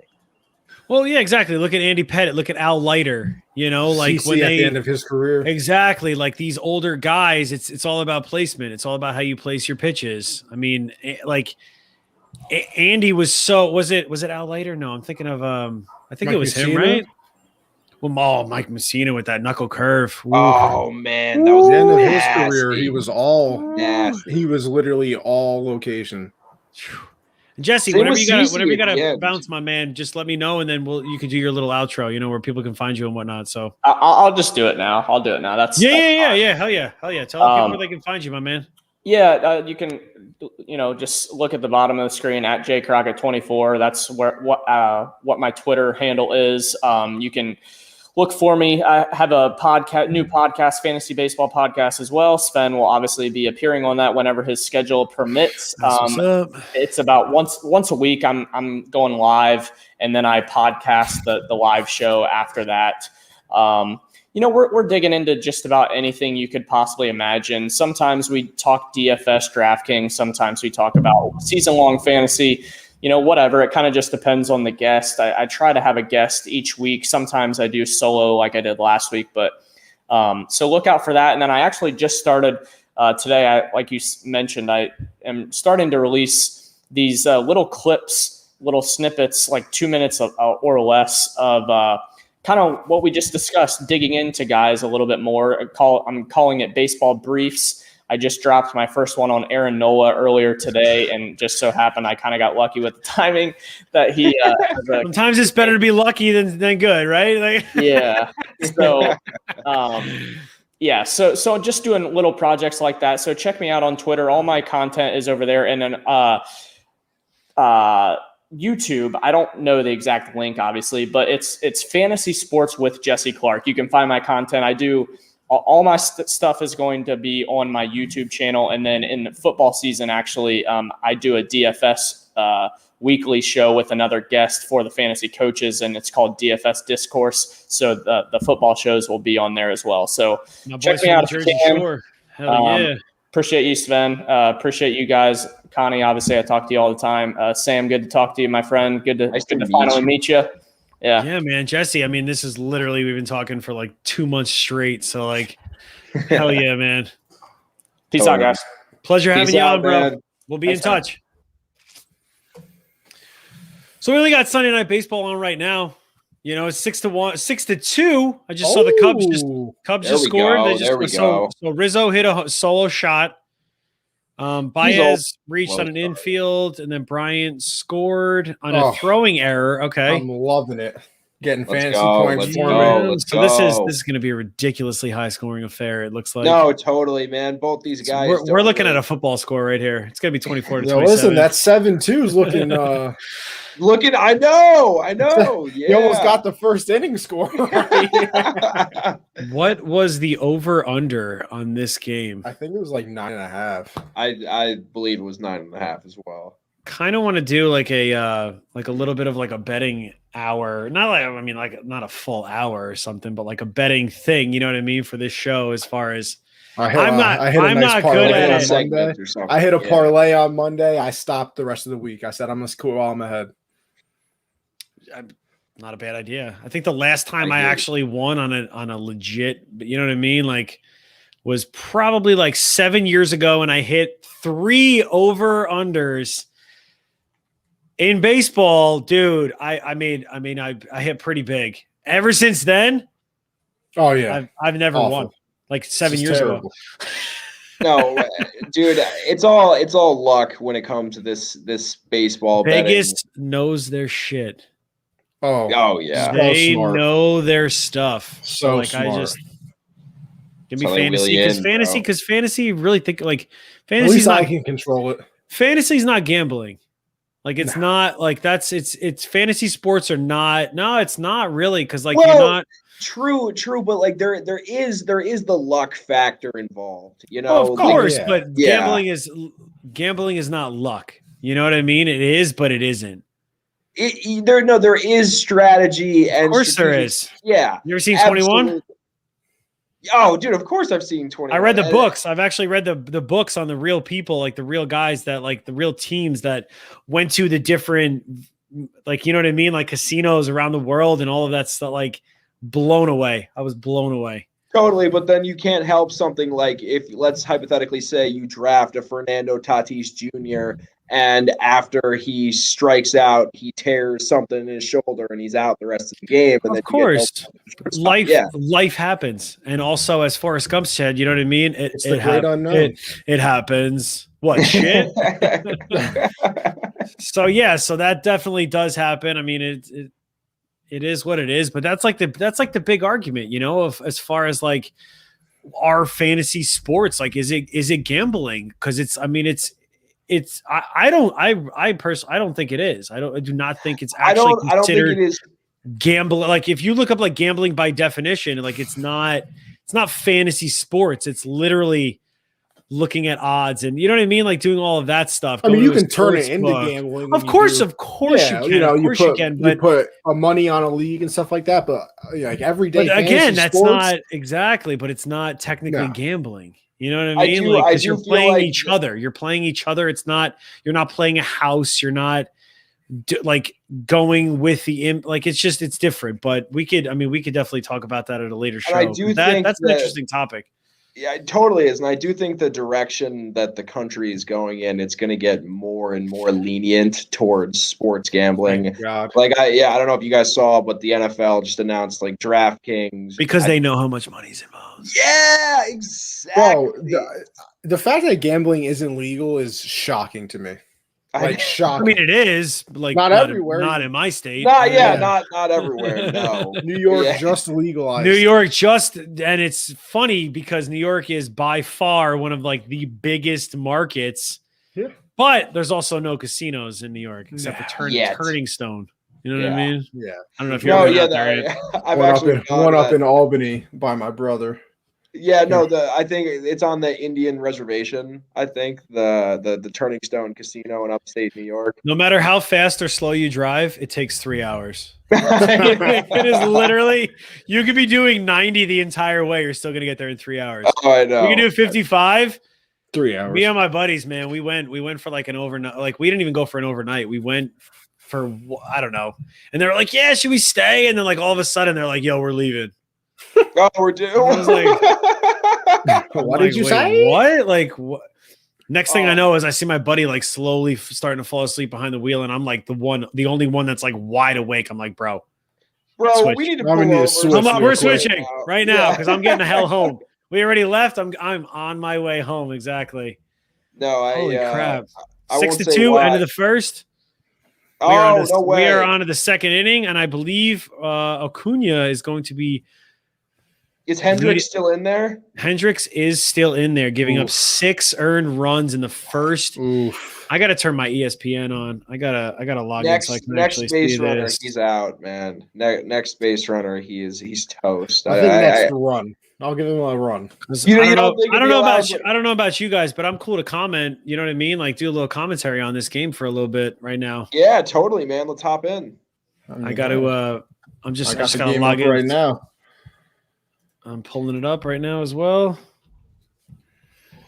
And if anybody, any of you viewers, I know I see we got some viewers right now. If you got any questions or anything, my man, or ladies, you know what I mean. We're not Let here to us discriminate. know. This is a fantasy baseball show, so ask any questions because it's different, and that's the thing. That's the thing that I'm really starting to learn about. Not even learn. I already knew all of this, but it's like with fantasy baseball. I mean, there's so much involved. It's every single day. You got your daily the first leagues. time I ever played. You got your weekly seriously, league. it's literally a commitment. It's but it's not even that. It's like there's so many different strategies. You got your rotisserie leagues. You got your head-to-head. You got there's so much involved. It's like then you got your weekly leagues that you set once a week. So it's like, all right, you got your 2 start pitchers, my man, Herman Marquez, right? Like he's from the Rockies. If he has one game in Colorado and the next game is against, let's say, a team that's like just not hitting well right now, maybe I'll start him. Or if both games are in Coors Field for this week, I may not start him at all. Yes, every game of that Rockies Dodgers series, I bet the over. I was like, they're in Colorado. Right, exactly. You have to with the elevation up there, man. Like balls fly out of there like it's absolutely. Hendricks actually gotten out without giving something up. Struck out Acuna. Okay. There you go, Hendricks. We're to bounce back. I just saw the Freddie. Yeah. I saw What's going on, boy? What up, my man? Oh man. Yo, comment, bro, my man. If you talk some baseball, bro, I'd love to have you on the show. He does, bro. Right? He's tapped into a couple of my battles. Hell yeah. I would love to have him on the show. Who knows this stuff? But so have you guys tapped in at all to the it's a new thing on DraftKings. It's like a 7-player league. You get like 2 pitchers and five like normal starters to see who win. I don't know. I've been doing that a lot, and it's really fun. Just to Thanks, Ho. Yeah. I got you, my man. I can do impressions. We love that. Maybe one episode I'll actually bust out a couple of them. It is one of my secret talents. It's kind of weird. What kind of impressions we talking? Who we talking? Who are we talking, bro? Jeez, I don't know if I can. I suppose I could do a mean Stewie Griffin if I am bro. legit. It'll just happen one day. It'll just happen. Okay, it'll just come out. It has to be natural. It has to be natural. He can't force a Stewie Griffin. Cannot. I'm literally looking over, and I have a Stewie Griffin head. If you pick his head up, it's got like the first 7 seasons on DVD of Family Guy with that's fire. With something dark side, something evil. You know yeah. what I'm saying? Yeah. Ooh, almost a nice sliding play by the Cubs outfield. Yeah, I was gonna say you saw that, right? That was almost got it. A nice play. What do we got here? What are some roster moves? That's tough. I mean, they have a good lineup, right? What is it? Keston Hiura. I think he's playing first. I think you just gotta wait for Yelich to come back and hope he exactly. Can Travis Shaw, I feel like we know what he's gonna do, right? No, and I think with Jackie Bradley Jr. in center, maybe shift Lorenzo Cain over to left and have Garcia play right. I like Garcia. I like Garcia a lot. I think on some teams he could be a viable starting outfielder. Though, it is just so tough to see them call them a winner without Yelich. You know what I'm saying? Because he's literally like the face of that franchise. Like it must be so devastating right now. It's like Navarez, not a bad catcher. I mean, he's not going to play, and that's the thing though. And I kind of want to. I may go away from it next year if I'm in any leagues, and I may just start petitions. You know what I mean? I might start picketing for no catcher leagues. Really? Like no catcher leagues. Think about it. There's no Jorge Posadas. There's no Ivan Rodriguez's. There's no Mike Piazza's. Jason Veritek's. There's no catchers that play every single day. So yeah, Salvador Perez maybe. Yeah, but like Salvador Perez, JT Realmuto, you know what I mean? Even Grandal, even Yasmani still has some days off. But like, I feel like the fantasy points and the amount of playing time is maybe not. I don't think it's justified to have maybe a roster spot on your fantasy team. And I think to be. I want to talk about that. I'm going to bring that up in a later show. Hell yeah, bro. I think also like it is. Yup, that's right. But it's I think it really goes like the catchers. It just look at Gary Sanchez and what is it? I forget how do you pronounce it? They've been literally splitting time. I mean, Sanchez, yes, he's playing, but like he's not even getting DH work. Well, I mean, it would help if he was good. Well, that is also true. If he's not going to bat 190, is still a factor, man. And they don't want Giancarlo playing in the field. I don't want Giancarlo playing at all. No, I don't want him striking out 3 times and then hitting listen. You say that, but that playoff run he had. I know. What he is capable of is just like it outweighs everything even else. fathomable. Like he needs to find out. And maybe I think we talked about this a couple of weeks ago. Maybe like in adding yoga to their workout routine instead of some of the heavy lifting that they do. Yoga I know is so awesome. It's awesome, dude. Never done it. Holy crap. My girlfriend, I was a hater. My girlfriend told me about it. I did a class with her. Oh my God. I felt so stretched and relaxed. I know it's kind of weird, but like I was definitely 100%. No, I've heard that it's some good shit, but dude, hot yoga. Hot yoga is where it's out. Dude, we went to we got this spa near us down here in Texas. King Spa, I think is what it's called, or Spa Castle is actually what it's called. With your Texas self. Exactly, right? So like I got a pretty sick back patio and we're actually gonna upgrade our back patio set. I may actually do a show from out there 1 week. You know what I mean? Hell yeah. Yeah. But yeah, dude, because your body's loose, you're warm. Like we went to that spa place and they had it was in we were in a sauna. We were in 160 degree sauna and we did hot yoga for 15 minutes. I walked out and I've had back problems for quite some time. I mean, I'm 34 years old. I've had back problems for as long as I can remember. Hasn't hurt me since I've had the surgery. But before then, dude, I did the yoga. I was ready to run. I was ready to participate in the Ironman competition. Yo, makes you loose as a goose, bro. You ever looked at the DDP yoga? I don't know what DDP yoga is. DDP was a old wrestler. And DDP, Diamond Dallas Page. Yes, sir. Diamond Dallas Page had a bunch of, stuff wrong with him. Was he this guy? Yes. Right? Diamond Cutter. Diamond Cutter. Diamond Cutter, exactly. That's right. But had a bunch of, stuff wrong with him. He came up with his own yoga program. And there's crazy stories. He was on the Joe Rogan podcast. And there was he sent his program to a guy who was a paratrooper in the military for years.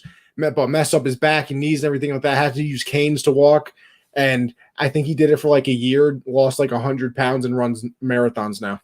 That's incredible, man. That's incredible. No, and I think so, and that's why I think that it's going to be so that exercise is going to be critical when in keeping Aaron Judge and Giancarlo Stanton healthy. I feel like this is and I know I get it. We're 5-10. This is the worst start in years that the Yankees have had. Wait, what's going on? No, we just saw a bunt. Nice bunt, but a hell of a play. Oh, my gosh. Actually, okay, Freeman. Did you see that? I did. Just Freeman? Freeman. No. Freeman defense. He ran right up. Yeah, because Boat, what is it? Speaking of Freddie Freeman, you guys see that E60 on him? No. Yeah. Fantastic. Absolutely. Listen. For all people say a lot of Austin shit about Riley, ESPN, by the way. The two things they do excellent is 30 for 30s and E60s. Their Oh, I know, documentaries dude. are Their phenomenal. documentaries Oh my gosh. are unbelievable. Do you guys know that Freddie Freeman's going to be a free agent next year? Is he really? Yeah, I know. He would look great in pinstripes. Yeah, he Saying. would. You have to, and like you have to. You can almost that, turn like, this show right now into a Yankee show. You know what I mean? Yeah, Dude. it's quite a little possibility.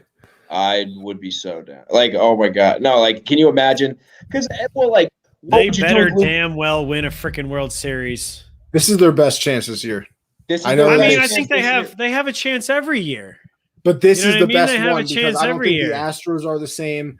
I don't think The American League is not. the American League's terrible. Like, let's be It's No, not. it honest. really is. It's It not. I see what you're saying. It's not. I wouldn't say it's terrible, but I it's would. not like the National League. I mean, there's like 3 teams. You know what I mean? Like you think like Braves, Padres, Dodgers, maybe the Nationals. Like, and that's that's a stretch. I like the Mets, bro. over the I still Nationals, like man. the. Yeah, I was gonna say I like the Mets. No, more. I like the Mets over the. I think the Nationals are old. I honestly like maybe the not the Marlins. Nationals. Maybe not the Nationals.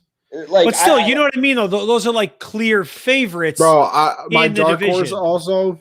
I love me some Marlins. Cardinals. No, dude, Marlins, the actually. The Marlins, I've been saying it even on SportsMe, dude. Like, I think either you posted or Hector, I said, shout out to my boy Hector. Dude, the Marlins, man, they're going to have Nasty one of pitching. the best pitching rotations Oh my god. in baseball Yeah. in the next, like, 2 years, maybe yeah. even next year. Oh, dude, totally. And I think, well, one, I don't know if you guys saw this or not. I thought it was cheesy as hell when Michael Conforto leaned in Oh yeah. to that pitch and like had that walk-off hit by pitch, which made the Well, Marlins. technically, it wasn't a lean-in because they called it legit. I know. But then the What is the umpire point of said replay, he got it bro? wrong. Like, The what is umpire the said point he of got it replay? wrong. Like, literally, he literally Roger Dorned it. I know. You know I what know. I mean? He totally Roger Dorned it. It was like, And maybe this is a hot take, but I think that's going to make some bad karma for the Mets.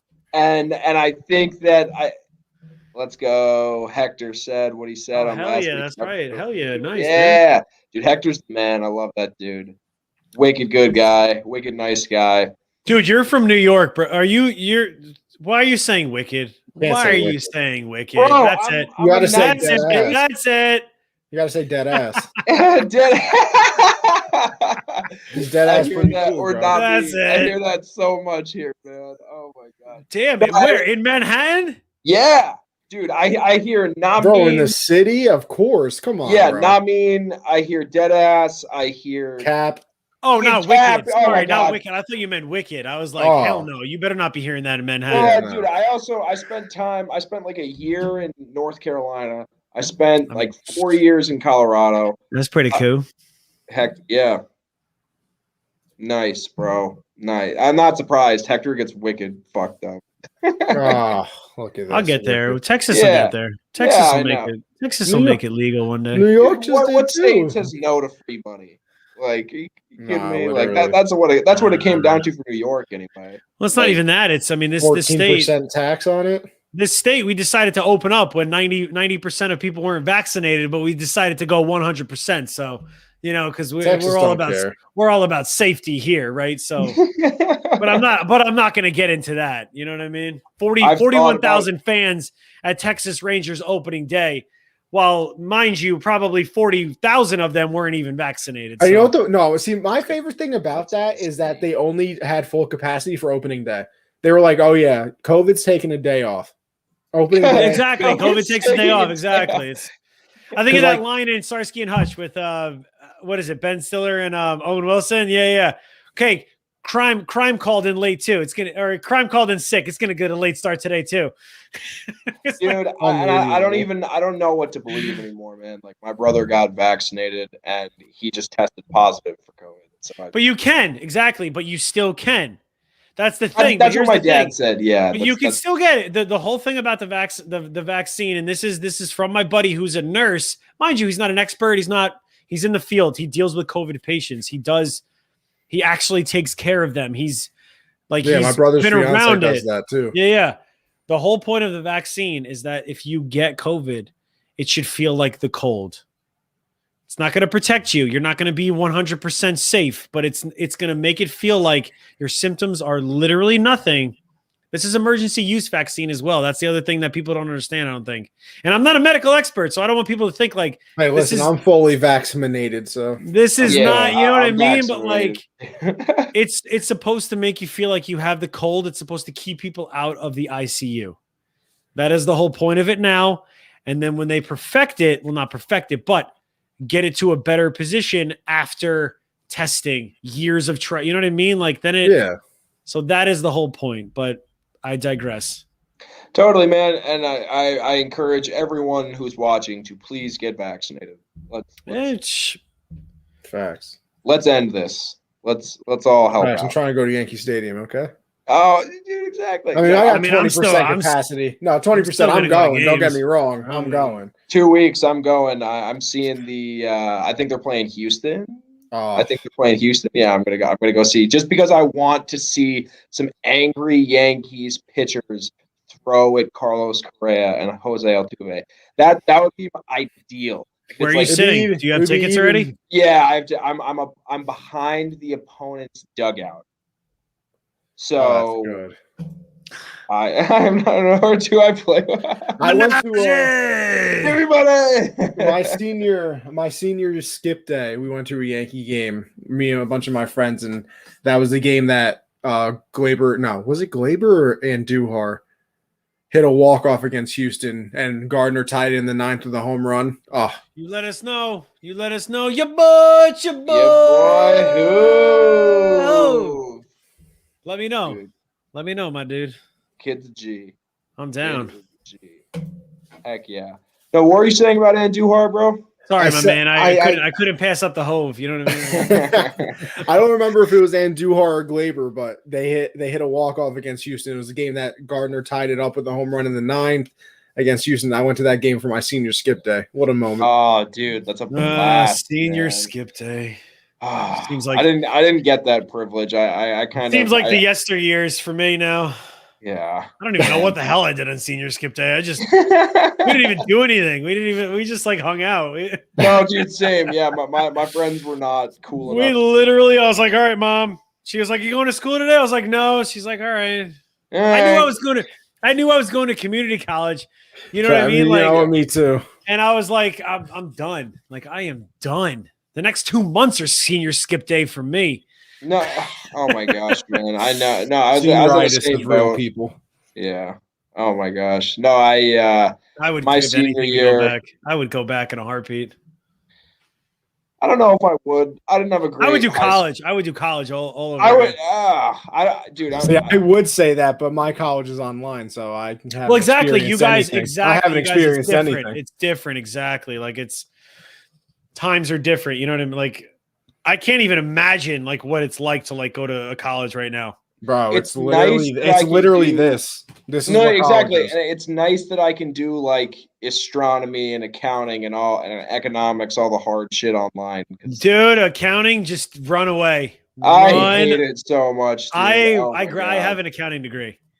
I went to school for accounting. That is my degree. That is what my bachelor degree of science is in. Easiest math possible. Holy, really I was really good at math. I couldn't do math if you paid me.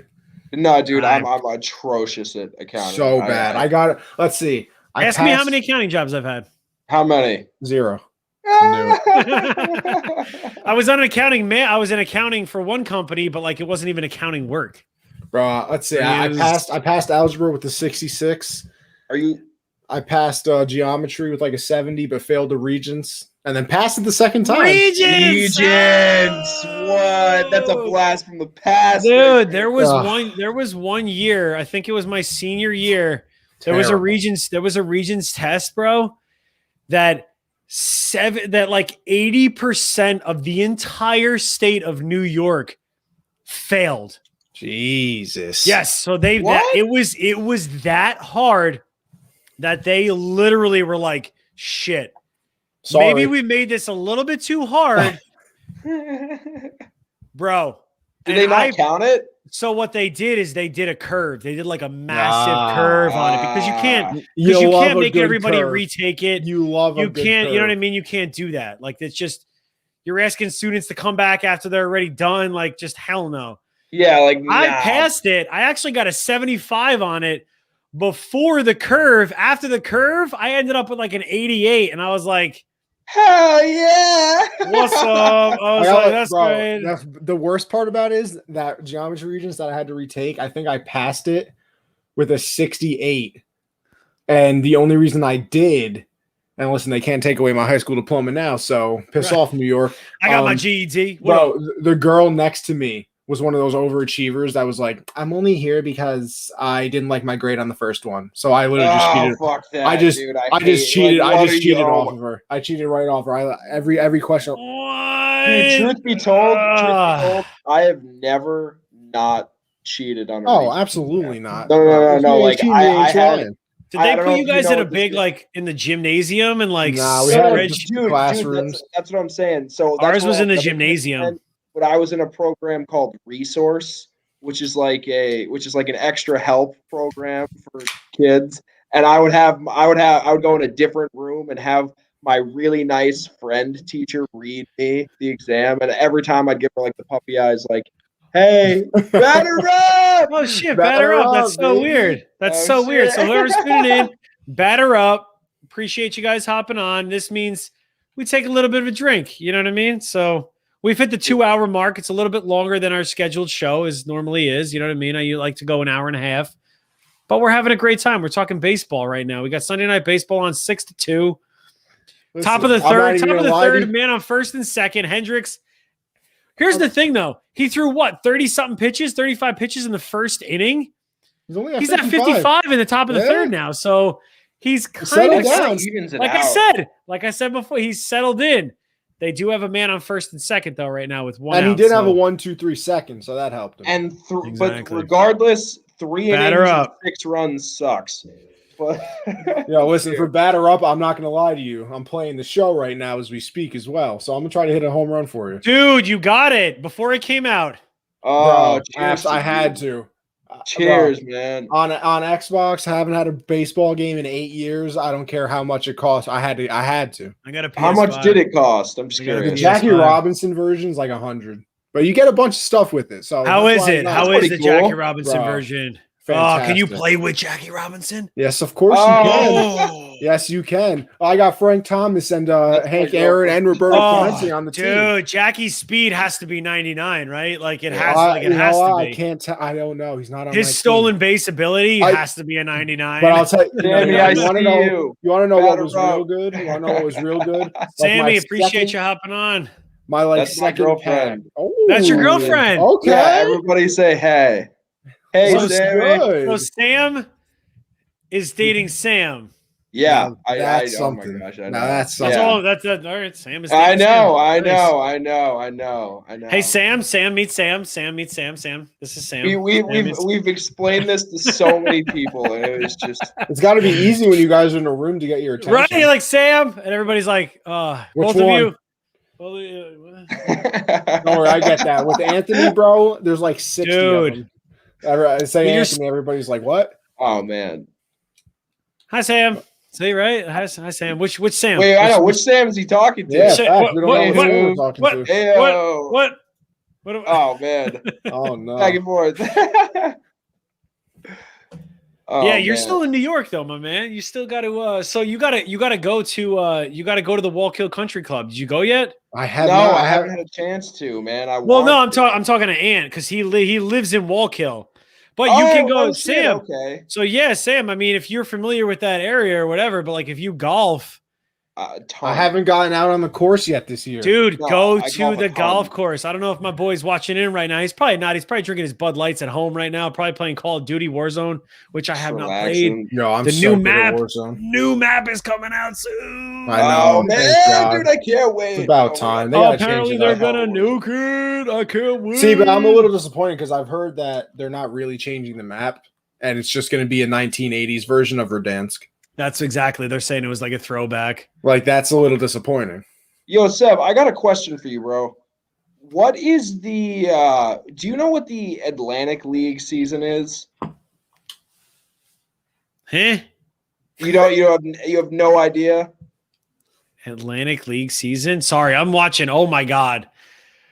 The commercial that's on right now for this baseball game for the Cubs Braves. Yeah, what is this? Mortal Kombat. Listen, there's no way they can mess up like a third Mortal Kombat, right? Great Hey, show. Bogey, you will be missed. You got to run this next week, Bogey. I'm going to be in Orlando. So this is all you, my man. I'm going to be on the plane as we speak. Oh, yeah? Literally as we speak, I'm going to be flying back from Orlando. Yeah. I'm going for a golf trip. I'm meeting my best buddy, one of my best buddies out in Philly. I'm doing a golf trip in June. My parents got a condo down in Myrtle Beach, bro. Dude, nice. Hell That's yeah, what man. I'm talking about, boy. I'll be down there for 2 weeks. There's like 80 golf courses within like a half hour. Myrtle Beach. I mean, Myrtle Beach, that's golf, you know? I've never gone, honestly. Like, that used to be like a vacation destination for like a lot of people in my old high school, and I've never actually got a chance to take it down. Oh, yeah. Yeah. Nice. I heard it's very nice. I went years ago. So a fun fact about me, you know what I mean? I'll throw it up. What up? Right here. So 2 fun facts about me, and we can 2. Actually, I'm gonna only throw one at you. I'll keep the other one as a secret right now. We'll do that as like an icebreaker, you know, for like future shows. But I was in Taekwondo for years as a young kid, and I made it to the Junior Olympics in Taekwondo. Yeah. Karate. Yeah. So I ended up like to get like to the qualifying. I ended up doing like a tournament. I won a trophy that was like 3 feet tall. I took first place. Okay. Went to the Olympics. I took 10th place out of 33. Somebody from our dojo actually ended up winning. And this was literally, we were the first people from our dojo to go. Like, there was like 4 of us. We went and overall we did pretty good. Like I can't believe she won. I can, because she was phenomenal. She was absolutely incredible. We didn't do any like sparring. We did the forms. You know what I mean? When they go out there and they do like the whole dude, and that's, yeah, man. So that's a fun fact about me. I was in Taekwondo and I made it to the junior. So I guess, am I considered an Olympic athlete? Absolutely. You might as well be Kurt Angle. Kurt Angle! With a broken freaking neck. I don't know if I can make it on WWE though. Hey, listen. You know, dude, some of those guys up there are absolute tanks. You. I promise we will hit 18 together someday, boys. Absolutely, we always down for a good 18. Yeah, and bring Hector too, bro. And Zach from breaking down the tape. 18 holes, bro. Come on. Oh, I don't know. Come on, sure, Mr. Golfer. I don't know. Well, sometimes like 18's a lot. I don't know. So I don't know how the kids talk these days. You know what I mean? Yeah, old people these days. You know exactly. Like you guys are youngins. I'm telling you, there's a big difference between being 34 right now and being your age. You know what I mean? Like there's a big difference. Dude, I feel like I'm 24, so I feel like I'm on the in between. You're a baby, bro. I don't know. I mean, I'm 20, you're a baby. So. You're a baby. I don't know. Trust me. When I moved to Texas, so when I moved here 9 years ago, Jock. Oh, surprise! He got an out. Oh my god. You're sucking, bro. What Jock is? I'm not surprised, but I am. I think I always thought he was a little overrated, honestly. You bet your ass I'm getting a card hove. Hell yeah, bro. You want to walk that? First of all, I got a bad back. So I'm still walk a golf course, bro.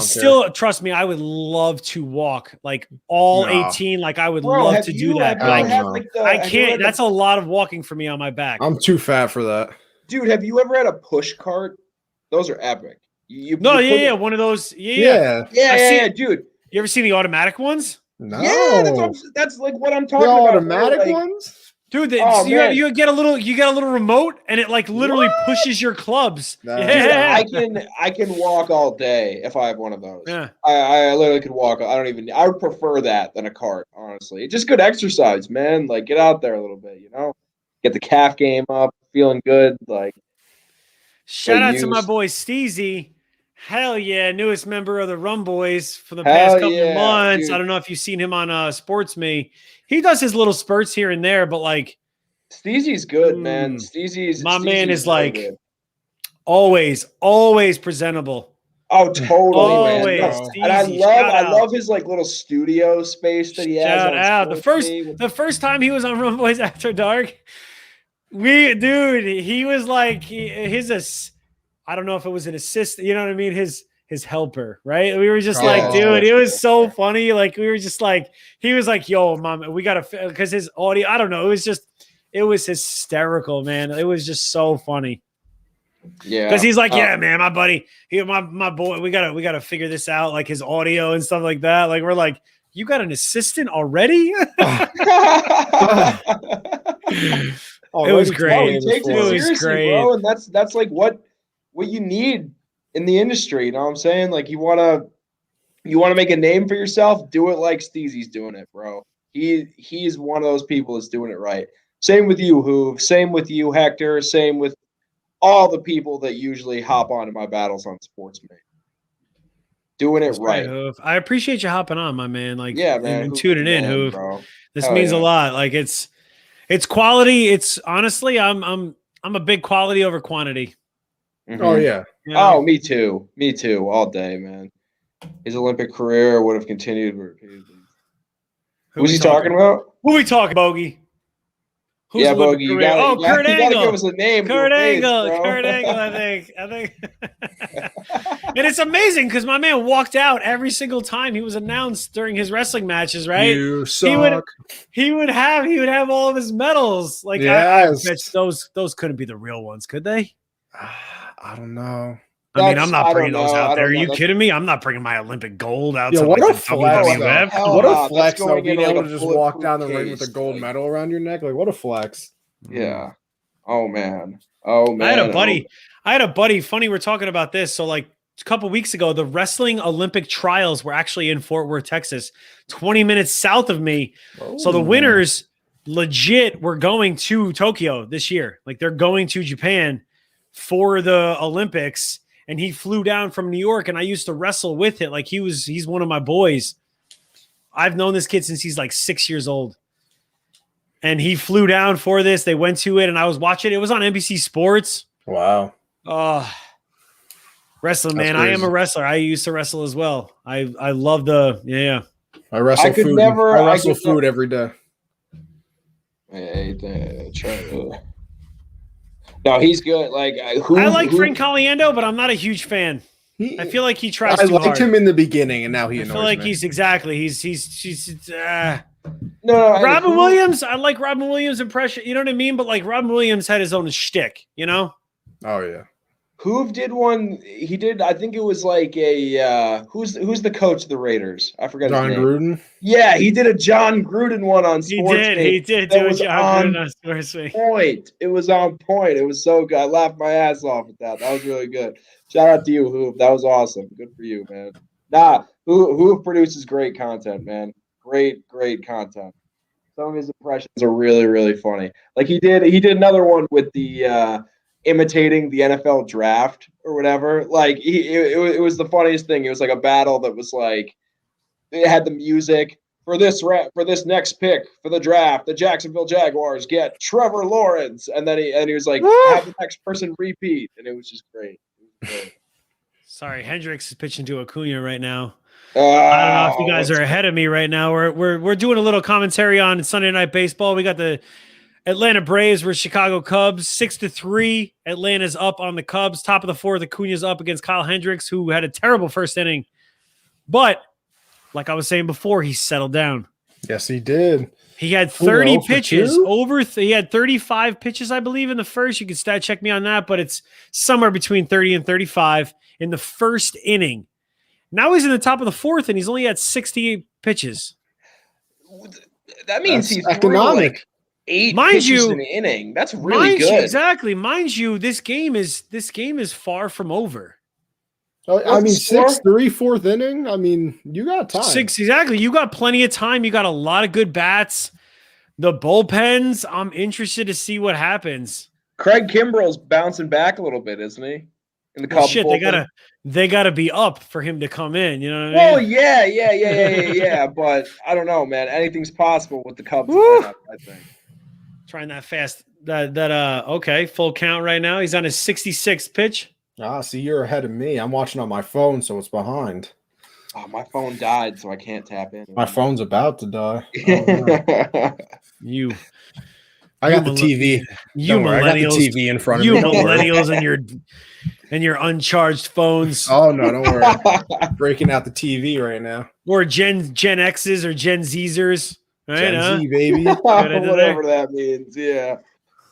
Oh boy. There we go. Now we got it on the TV. Now this is by far the longest standing episode of the Strike Zone, but this is, I mean, I'm having a blast. This is great. Dude, same here. Oh my God. Let's get it. But they're showing like Acuna's like pitch breakdown so far, and Javier Baez is wow. Almost he's shaking the hand. That's not good. Oh man. Acuna's shaking the hand. That's not good. I don't like that. Well, he's all right, you guys got me into it. I'm turning on the game. 1 second. Yeah, man. Anybody that's watching, appreciate you hanging out with us still. Like, I just want to give a shout out to our viewers right now. Like, thank you so much for chilling with us. Hell of a throw by Contreras on that. That was now nice. I'm ahead of you. Damn. Well, Contreras to Ronald, right, to first base. Yeah. Well, you're on TV. That's why I'm streaming mine on ESPN.com. Yeah, okay. Exactly. Yeah.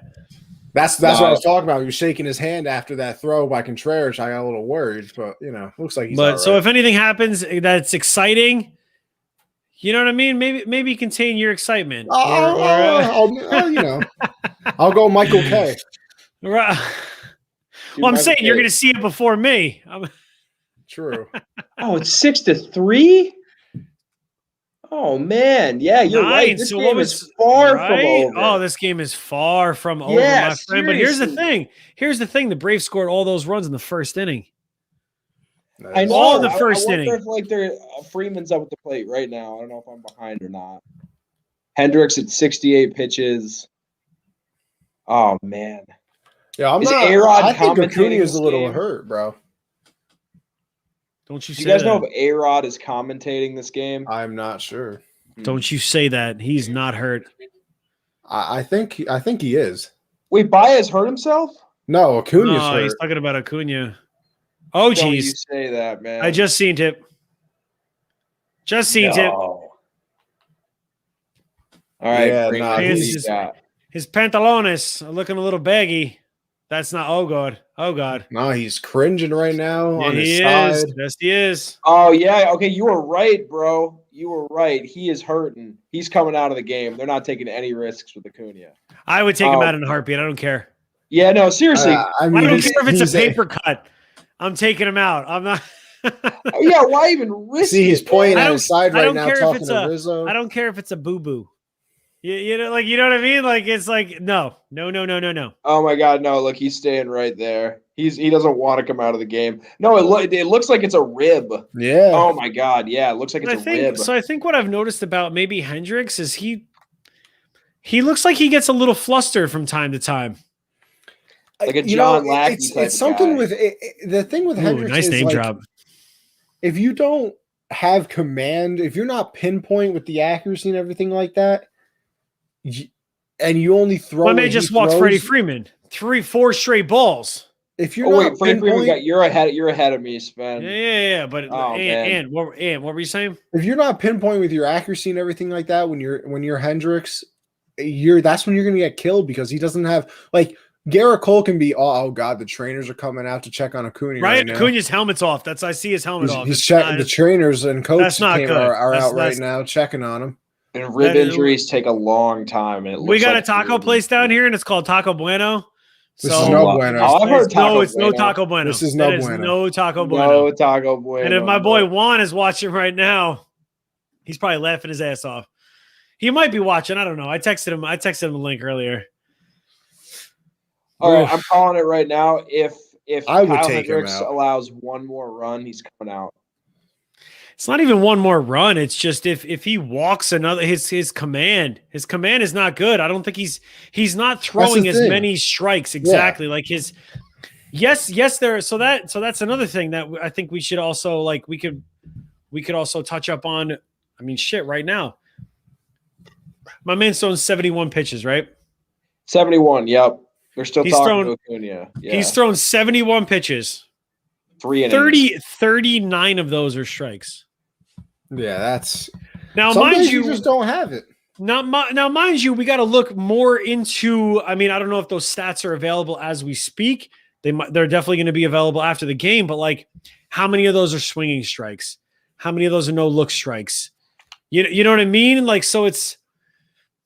I just feel like when he's attacking the zone, he's too over the plate, and that's the big reason he gets whacked all the time. Well, like, that's the thing, because if with the speed he throws pitches at, if he's not pinpoint, he's going to get shelled because he's not Garrett Cole or Jacob deGrom who's throwing 100 miles an hour. So if you miss your spot, then why not, Bogey? Bogey, you free, bro? You want to hop on for a little bit? just keep the show going. Yeah, hop on, I'll Bogues. shoot you the link in a heartbeat. Let me know. Oh, I don't got much longer on here. I got to start, college essays and things like that. But I don't know what those are. I don't even know. Yeah, what you those know are. what? I barely know what they are either. You know what I mean? You know what I mean? Oh man! All right, we got Ozuna at the plate right now. Ozuna is low key a stud. Man, on second and third, 1 out. Yep, swing and bunt, no problem. Ooh, with they're that. bringing the infield in already in the fourth inning. Well, who's up after Ozuna? It is Darno. Oh, I can't believe you dropped Darno, man. He's a sneaky good hitter. I know he is. I didn't want to, but I had to. I get it. I get why you did it, but like that would have been tough for me, man. See, I had to because so here I'll tell you guys my team. I want to see what you think about my team. Well, exactly. That's why we're here, fantasy baseball. Yeah, let me know how you think. I got Mercedes at catcher. I got Paulie Goldschmidt. So this is an ESPN league then, right? Yes. Yeah. Okay. I got Brandon Lau, Arenado, Correa, Javi Baez, Chris Bryant, Trout, Judge, Tommy Pham, Carlson, Adam Eaton, and then Kepler's my utility. And see, my problem with Darno and having him on the team is, as the Braves are in a rundown right now with Freddie Freeman, as Acuna scored and Freddie Freeman is out. Yep. But here's my thing. I refuse to drop Ketel Marte. You can't drop him. You can't drop him at all. And my IL is all filled because I'm playing the long game here and have Severino and Syndergaard on my IL slot. That is genius. That's actually I really like what you've done with your team, and I would be like. So really I understand that Freddie Freeman was just in a Benny the Jet Rodriguez pickle right there. That is true. Yeah. Oh my god! And Acuna's safe, but he probably. But Acuna. He did not look comfortable. No. I don't know. I take him out. He looked like he was hurting a little bit. Acuna out, you got to take Acuna out. You have Acuna to. looked like he was hurting a little bit. It's 7-3. It's 7-3 right now. Like, I know there's still a lot of time to go. I still take him out. Totally, man. Why even risk it? It's the 15th game of the year, or 15 or 16. But back to my thing real quick, just to finish it off. My problem originally was why I had to drop Darno is because I would have him at catcher and then Mercedes at my utility slot. Okay. But I have to have Correa at my utility and Baez at shortstop because you have a shortstop and then second baseman / shortstop. So I would play Lau and Marte second. Dude, Lau has not been good. He's been terrible. He's been terrible. He's been absolutely terrible. And I was really I wasn't high on him, but I was like, all right, shit. My man's got a bunch of eligibility, and especially in Yahoo leagues, he's going to be an integral part of that offense. Why not? That's why I got him. That's why I drafted him in a couple leagues. Totally. I am looking at him and I'm just like, why am I starting this guy every single day? Every day. I do it every time. I don't understand it.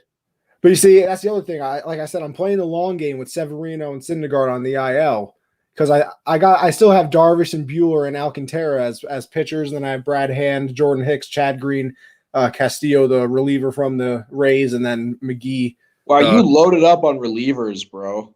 I know. You stacked up on relief. That's something I don't love to do. So that is here's the other thing. That was one topic I was going to touch up, but we can do that. We can do that next episode. Well, that's the other thing too, though. That's just starting because I have Plesac and Strasburg on my bench because they weren't playing, obviously. Yeah. So Are you going to drop Strasburg? No, I can't do it to myself. I can't do it. I don't know why. Hey, you guys keep this going for like a minute.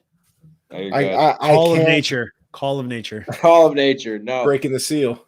Wait, so bro, so I have and you tell me if you think this is a good call or not. I don't get relievers in my I just don't get them. I try to get starters with reliever eligibility. Like right now in my SportsMe league, for my relief pitchers or whatever, I have Nathan Eovaldi and Dustin May. Yeah, just because I feel like Dustin May. One, I feel like Dustin May is just a guy that can get like 7 innings. That's why I want to pick up Loizaco. Yeah, dude. No, that would be great. That would be great. I think he's still available, so I'm thinking about that. And then I don't know who I would drop, but see, my here's my other thing too. I'm actually super new, actually very new to fantasy baseball because I played fantasy baseball one other time than this year, and I didn't pay attention to it though. I literally like not lying. I drafted the team, forgot all about it, and then got a text from my friend one day. I was like, yo, are you going to set your lineup? And I said, why? And he goes, because you're in the championship.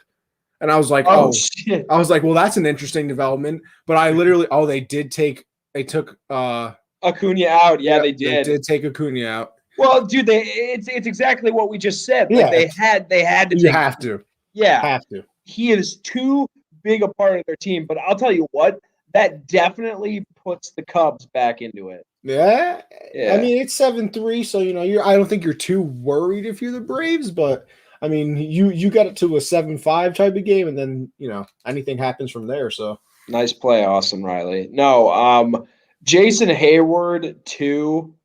He just popped out. He's a guy for me that like always been such a disappointment. I was so what?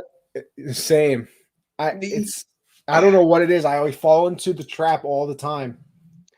Oh my gosh, no! When he first signed that deal with Chicago years and years ago, I originally thought like, man, like Chicago like lucked out to like lock him down. Like he's gonna be a star. Like, and I know he didn't necessarily hit very well in St. Louis, but I have this weird theory in my mind that like some hitters just traditionally underperform when they're in St. Louis. You know what I'm saying?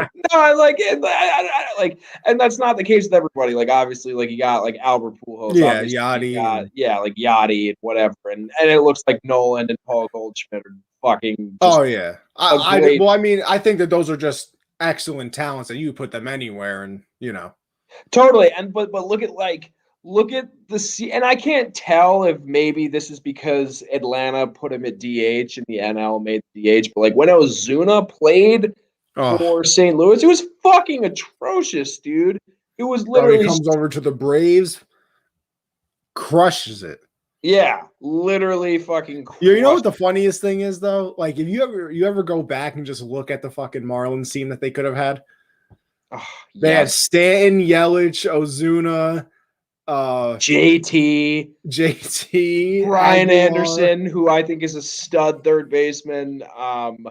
They had at the time Garrett Cooper, who could have held it down at first. They had dude. They had so many great prominent names. And like, so this is something that we talked about a couple episodes ago.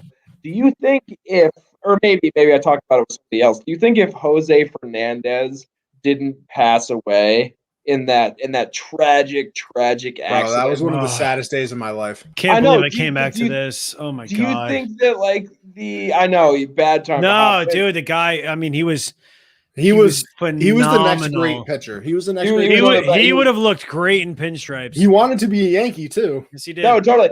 Do you know what my question was? Do you think the Marlins wouldn't have torn down that super team they had with JT, Christian Yelich, Giancarlo, etc. if Jose Fernandez didn't pass away? We don't know. I don't think they would do it. I don't think they would either. I think they because I think they would have. Bro, he was such a draw. He was such a draw. He was so good. And if because I mean, how long after his passing was Stanton's MVP year? I think that year. Wait, Really? that year you're talking about was 2017. I'm googling that right now. It had to be like 16 or 15 he passed. 16, September 16? 25th, 2016. Yeah. So I was right. The year after was Stanton's MVP year. I feel like if Jose's there and Stanton's there, they would have been like, "All right, bro, we got something here." Yeah. And then do you know if that Sandy Alderson guy was he? Yep. Yeah, he was there. Oh man! But don't get me wrong. I love the trade. That there was one trade that they made from that whole teardown, which made sense to me, which was the JT for Sixto Sanchez. I thought that was a phenomenal trade. Sixto Sanchez. Yeah, even though he's hurt right now and he's not on the 40-man roster, we'll see what my man does in the majors. I know. I'm afraid. I'm interested to see what he's gonna do. I don't know. I have a weird feeling he's not gonna be.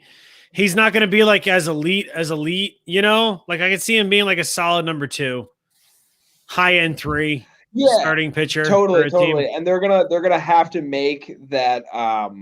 They're gonna have to to get that number 1. They're gonna have to sign someone in the offseason, I think, to be that number 1 guy. Wouldn't it be so funny? Because Max Scherzer next year is a free agent.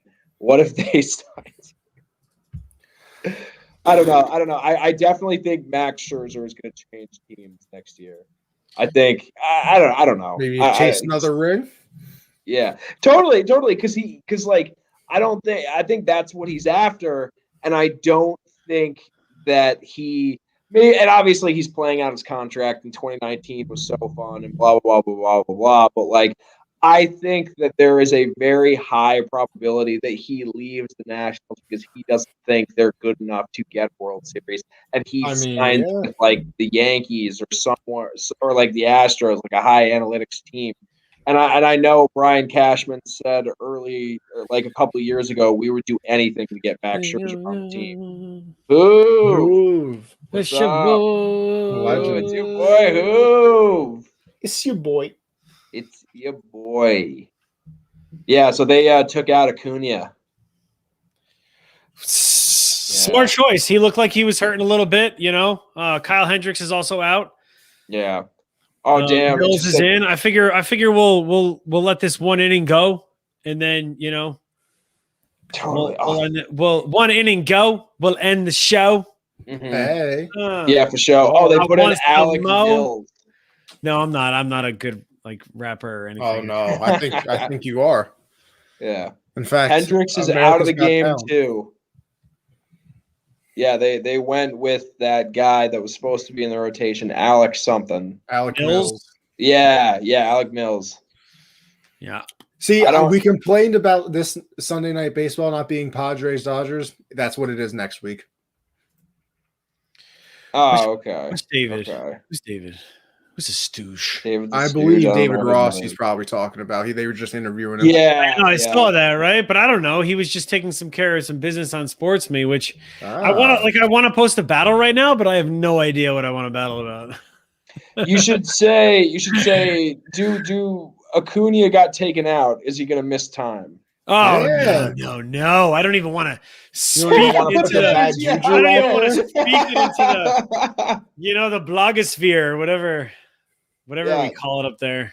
No, dude, I would post it on Twitter, but Twitter actually suspended me from making posts for 3 days. What? I don't. What'd you do? Nothing. I just followed a bunch of people, and they said I'm honestly. What you probably, I have seen crazy stuff. Ask Rumboyz. Rumboyz network was kicked off Twitter. I don't know why. I actually don't know. It doesn't make any sense. I literally was just trying to follow as many people as I could because I'm trying to build my following and be interactive. Of course. and then, then I get this message. The following also comes with, I'm trying to think of like how to say it. Maybe they thought you were a bot. I don't know, man. People are very sensitive on Twitter. Don't be surprised if somebody like reported you or something. You know what I mean? Like it happens. For like, I don't know, maybe I like tagged someone too many times or something. There you go. Honestly, that totally could be it. Because like it's it's the craziest things, man. It is what it is. You know what I mean? You just gotta trust me. It's like a learning experience. It's like a learning curve in its own. It's insane. No, dude, it's very weird, and it's still something I'm adjusting to. But ironically, I'm still allowed to post Twitter stories for some reason. I know, but so I did get fleets. Right. They're called fleets. Yeah, fleets or whatever. Right, get it right. I posted a Twitter fleet of all of us right before. So everybody I've never watched one person's fleet, nor have I done it. Fleet. I think I posted it like the first day it was out, and I posted my pod. I don't know. I mean, it's like work with what you got. I don't know. I just like that's Instagram, right? Isn't that like an Instagram thing? Like Instagram stories, Instagram. No, Instagram stories are huge. Exactly. Yeah. Like that's exactly what it is. It's just a different name. I'm trying to use Instagram a little. I feel like Instagram is slowly transitioning into like a giant store personally. And I get less and less into it more. Twitter's where it's at. Twitter's the greatest. Yeah, dude, Twitter's so much funner than Instagram. It's so Twitter's the greatest social media of all time. No, it literally is. It's so much. Bro, especially if you guys had Twitter accounts back in like 2011 where it was just a fucking wild west. Like you could say anything on Twitter and people would just like, you could make the worst type of jokes, but everybody would just be like, just let it go, and it would just be fun. Oh God, it was such a good time. No, I feel like Twitter only recently, like in the last like year or two, stopped letting people do that. Wait, what's up, bro? Just SportsMe? Yeah. Shout out to SportsMe. It's the greatest app ever. Check it out. It's awesome. Everyone check out SportsMe if you want to interact with people and talk about the sports of your choosing. You can find me at Sam's Hot Takes, no capitals or spaces. You can also find me there on Twitter. Yo, did you just see the Cubs notable free agent at the end of the season that they just put on the screen? No. They got Rizzo, Baez, Chris Bryant, Jake Arrieta, Craig Kimbrell, Austin Romine. Like, here it is. I see it now. It's like, Jesus Christ. They're going to be some big dude. This no, entire team. That's why Chicago hasn't offered anybody an extension, because I don't know if you guys follow the free agency class of next season. It's outrageous. The next shortstops are like, you got like Correa, Pavi, Trevor Story. Oh yeah, that's what I'm saying. So I feel like the Cubs aren't really interested in investing in their own core. I feel like they're interested in upgrading and signing like a Corey Seager, like a Carlos Correa, and spending Corey Seager. Yeah, totally. I felt like they thought forever sometimes. Dude, maybe. Holy crap. I know. That's hundreds of millions of dollars worth of baseball players coming off the books. It's interesting. That's for sure. And that's a lot of people. Jake Arrieta, though, he's wait, what happened? Nice base hit. I'm behind. Nice throw. Damn, that was a cannon. Alec Mills, baby. You'll see what happens. I know. Oh, wait, who was it? Okay, yeah. To the right side. Hayward. Oh, dude, Hayward's such a beast. You missed it. We were talking about how, like, disappointing Jason Hayward's bat was. Listen, boys, how much of a panic? Nice. That trough. Nice. Yeah, man. Okay. So, what up, Hals? What up, Gregory? Because Brian is mashing because he's in his contract year and he wants to earn a bigger contract than Chicago offered him. That's why he's mashing, because the incentive to play well now is higher than ever. Doesn't matter. He'll be a Met by the end of the year. Honestly, that is a great take. And if they offer him anything close to what they offered Lindor, he's going to say yeah. I don't think it's going to be as high as Lindor. No, hell no. No, I think it's going to be more of like a Manny Machado contract, like 10 for 300, maybe like 10 for 290 or 280 or something. But and I know the Cubs. Steve Cohen don't care. Steve Cohen doesn't give a shit. He's got $30 million in the ashtray of his car. Dude is a billionaire. Yeah. I like Steve Cohen. I love Cohen. I'm trying to look at his advanced stats right now, Chris Bryant. I mean, his first pitch swing percentage is up. I mean, his exit velocity is also up too, on his hits. I'm trying to look at the next gen stats, right? Like as Jesse was saying, like I feel like there's got to be some correlation. There has to be at some things. I've never been a next gen kind of guy. But like his hard hit percentage, I mean, chances are if the harder you hit the ball, the more likely it is to be a base hitter into play, right? Fair, so like just from someone that like literally, so like he's actually up 12.2% on that right now. Is he on his hard hit percentage? I mean, yeah, he started off slow, but like I think he's just starting to put it all together right now. You guys think he gets out of this jam? I'm going to go with no. I don't think so either. I think the Cubs are going to score like. Or I think Atlanta's I think someone's hitting a double. His walk percentage is also up 2.9%, which is that is good. I mean, that's a little significant, right? Like that's kind of significant. Absolutely. Totally. Is he swinging at pitches out of the zone? Or is there like a stat for that? So out of zone swing percentage is actually down. Wow. 2.7%. His first pitch swing is up 13. We don't know. That can be good because sometimes a lot of the time pitchers try to throw like that get me over first pitch strike. You know what I'm saying? So I've always wondered why people don't swing at the first pitch more. That's always. Yeah, I know. I feel like I always take the first pitch. First pitch strike percentage is up 12%. But then again, I've also been always a big fan of swinging 3-0 too, so maybe I'm just a weirdo. Hey, man. It's only weird if you make it weird. Hey, to each his own, bro. Listen, Tatis knows what's up. 3-0 grand slam. Did he just hit a grand slam? No. I'm just remember last year against Texas. Yeah. I was gonna say there's a guy up right now. Like, holy crap, who's up? Right now it's Camargo in place for Acuna. Damn, imagine if Acuna was in this situation. Oh man, it'd be so much more better of an at-bat to watch. I'm worried about Acuna, man. That was looking like a nice little rib. Right? Like a nice, like a 10-day. What do you think? Like a 10-day IL? 10-day IL. Like a 10-day IL stint? Like misses a month, honestly. Dude, ribs are so tricky. You have to be so careful, and they heal so slowly. Like, yeah, stick a rib guard on and get back out there. I hope so, man. I hope so. Oh my God! All right, Camargo. Damn, Camargo bats .440 with the bases loaded. Really? Okay. You guys are ahead of me, so don't tell me. Don't tell me what happens. Okay, ball two. Oh, an inside the park home run. No, I'm kidding. Oh, I was about to be like, are you fucking serious? Not out of the ordinary. I mean, it has happened before, right? We've seen it. Yeah, especially in Wrigley. It's windy and the ball flies and travels to weird places at the ballpark. Oh, man. What's that? Yeah, that's good. Ball.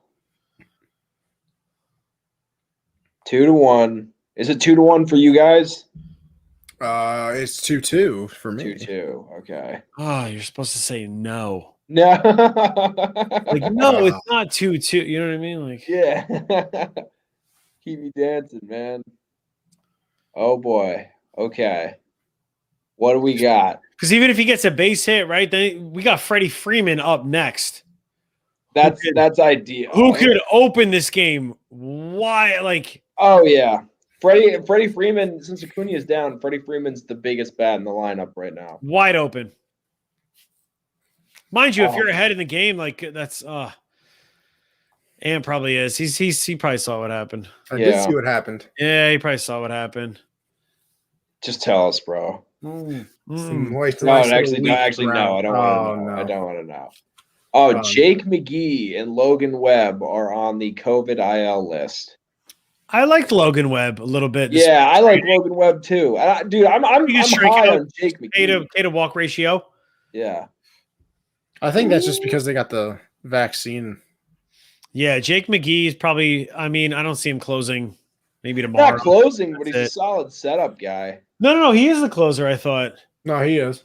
Yeah. He is? Taylor. Oh yeah. Because I picked him up after I picked him up, and then what did he do? He blew the next save. And right. Romo, Taylor Rogers is the next. Is it Taylor Rogers? Something Rogers. I feel like is the next man up.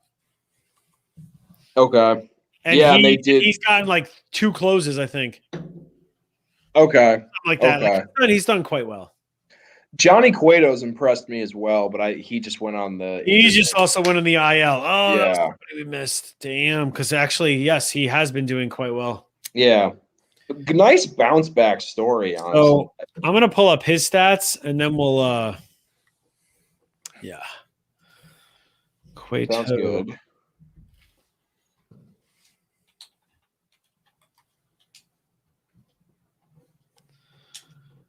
Pull him up. Cueto. 1, 2, 3, 4, 5. So my man's got 5 pitches in his arsenal, right? But he's basically throwing 4 of them. I mean, his curveball he uses 1% of the time. Why is that? Do you think maybe it aggravates? I don't know. Or something? Maybe he's just got a changeup. He's got a slider, right? And a 4-seam fastball. So like 4-seam, he's got a 36%.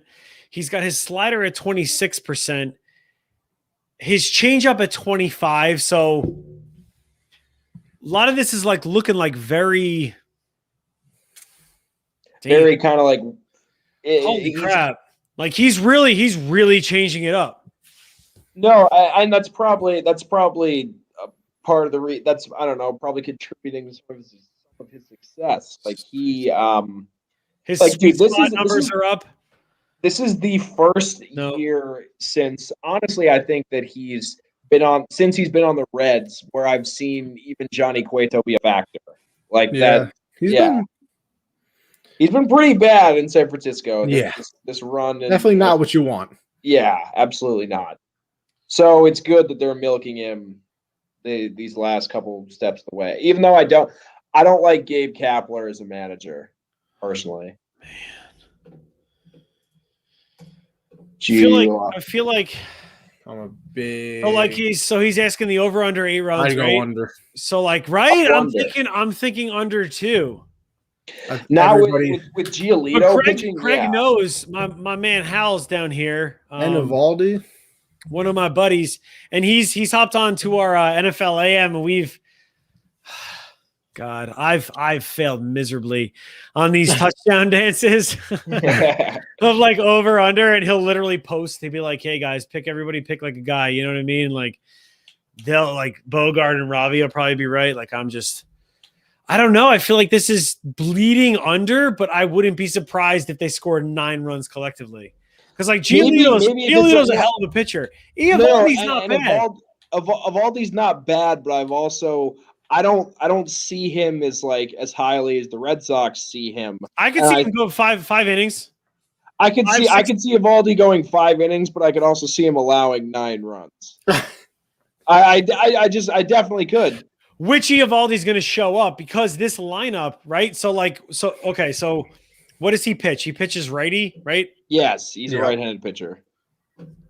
So Evaldi's a right-handed pitcher. How are the White Sox against right-handed pitching? I'm going to find out. That's a great question. That's an advanced metric stat question. That's what I was going to say. That's a Jesse question. Yeah, that's a Jesse question. And I'm going to try that. I'm going to pull that shit up, son. 2021. Versus righties.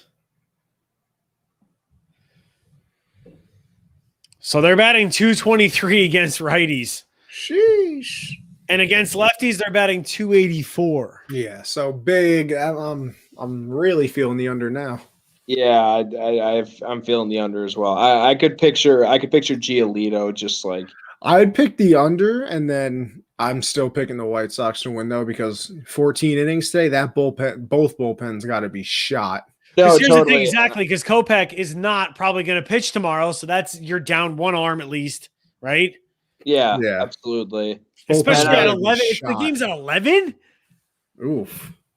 like they're gonna bring up minor leaguers probably. You know what I mean? Like, No, totally, man. And I think I would not be surprised if I don't know if Lucas Giolito throws 8 innings of shutout ball tomorrow, which is 70% Wow, positive. Freddie Freeman is so good. Oh, what'd he do? My thing just I'm not watching the game anymore. My thing Just kicked out on me. Anthony Rizzo line drive right to him. Caught it, tagged first base, double play. Oh, let's get it. Damn, that was like a Martin Brodeur save right there, or like a Patrick Waugh, or Dominic Hasek. Nice little Henrik Lundqvist. Yeah, sometimes. Oh, Well, that's the only hockey goalie I'm a I know, I'm a Devils fan. It's the only hockey goalie I know. They're not good. I know But they're not. this has been the Strike Zone. I know we've been going on for a lot longer than normally do, but we've been having a blast. Hey, Sam, tell them where they can find you. Yo, this is Sam from Sam's Hot Takes. You can find me on Twitter at Sam's Hot Takes. No capitals or spaces, exactly how it's spelled right there in the corner. You can also find me on the app SportsMe at Sam's Hot Takes. If you ever want to talk baseball with me and argue with me, I'm always there. Love that. Thanks, man. Basically saying You guys are basically saying you're under 8. Getting 6+ for. I don't think of all these going 6. No, I think I don't think of all Giolito these could. going 6. I think Giolito could go 9. Giolito. I could see Giolito going 8, and Evaldi going 5, and Evaldi gives up 4 runs. I'm calling it. The Mercedes is hot. You know what? And then on the other hand, like both lineups could put up easily 4 runs in the first 2 innings each. I don't think the Red Sox are doing that against Giolito. Yeah. I don't. I think the I don't know. I still go under. I'm going under 2, but I think no. You know what? I think the White Sox are getting 8. I think the White Sox are going to have 8 runs tomorrow against Nathan Evaldi. Like not 4 against. I still like the 4 against Nathan Evaldi, 4 against the taxed bullpen. Because what Howes is saying is right. Like if they're going to get if they pitch 6+ innings, that means they're doing pretty good, right? True. Like then it's not. You know what I mean? It could be a 2-1 game. It could be a 1-0 game. I think both 2-0. starting pitchers are going to go pretty long because the bullpens are so taxed. So they'll be forced to go long. Right? They're going to have and to. Everybody's tired. I think it's like a 3-1. Even the batters, man. Even the freaking they just had a double header today. No, but think about it like this too. If Evaldi like gets his pitch count high, and God forbid they need to take him out in the 5th inning, they're going to put a tired Red Sox bullpen against their stacked lineup and Lucas Giolito. Like I just don't see that going. I don't see the Red Sox winning the game, and I think Nathan Evaldi, his pitch count gets very high. I think it's 5 innings, 4 runs, and then the bullpen just fucks everything up for Boston tomorrow. That's maybe it's a hot take, but hey, read my name, bro. Where can they find you, my dude? Yes, sir. You can find me. Oh, sorry. I thought you were talking to me. You're not even drinking. Yes, sir. As for me, my Twitter's Anthony Conover _, or Gen Z Sports for one of my shows. Monday, 7 Eastern, Generational Sports, and then Tuesday I do a show, and then Thursday I do a show. So if you don't want to check any of them out, Monday is 7. Tuesday I do all football. That's at 10 or 9. Thursday is all baseball at 10. So check me out. Hell yeah. I'm your host, Fantasy Sven. Follow me on Twitter at Fantasy Sven. You can catch me every single Sunday on the Strike Zone. Right up here. Yes, sir. The Strike Zone. Every single Sunday, 6 p.m. Eastern. We also may throw in an occasional Monday night as well. We're talking about that. So, but every single Sunday, be sure to check me out. I'm also on Rumboyz After Dark. Hit the subscribe button. If you're watching, I mean, just hit it. You'll get notifications whenever there's a show on. We got great shows during the entire week, right? Like my version's better. Brews and what is it? Beers and or Business and Brews. They got Business and Brews. Fantasy First Rounders, Rumboyz After Dark. All your coverage. Check us out every single Sunday. The Strike Zone. Hey Sam, yo, play my outro, bro. You don't know. It's here. Oh, man.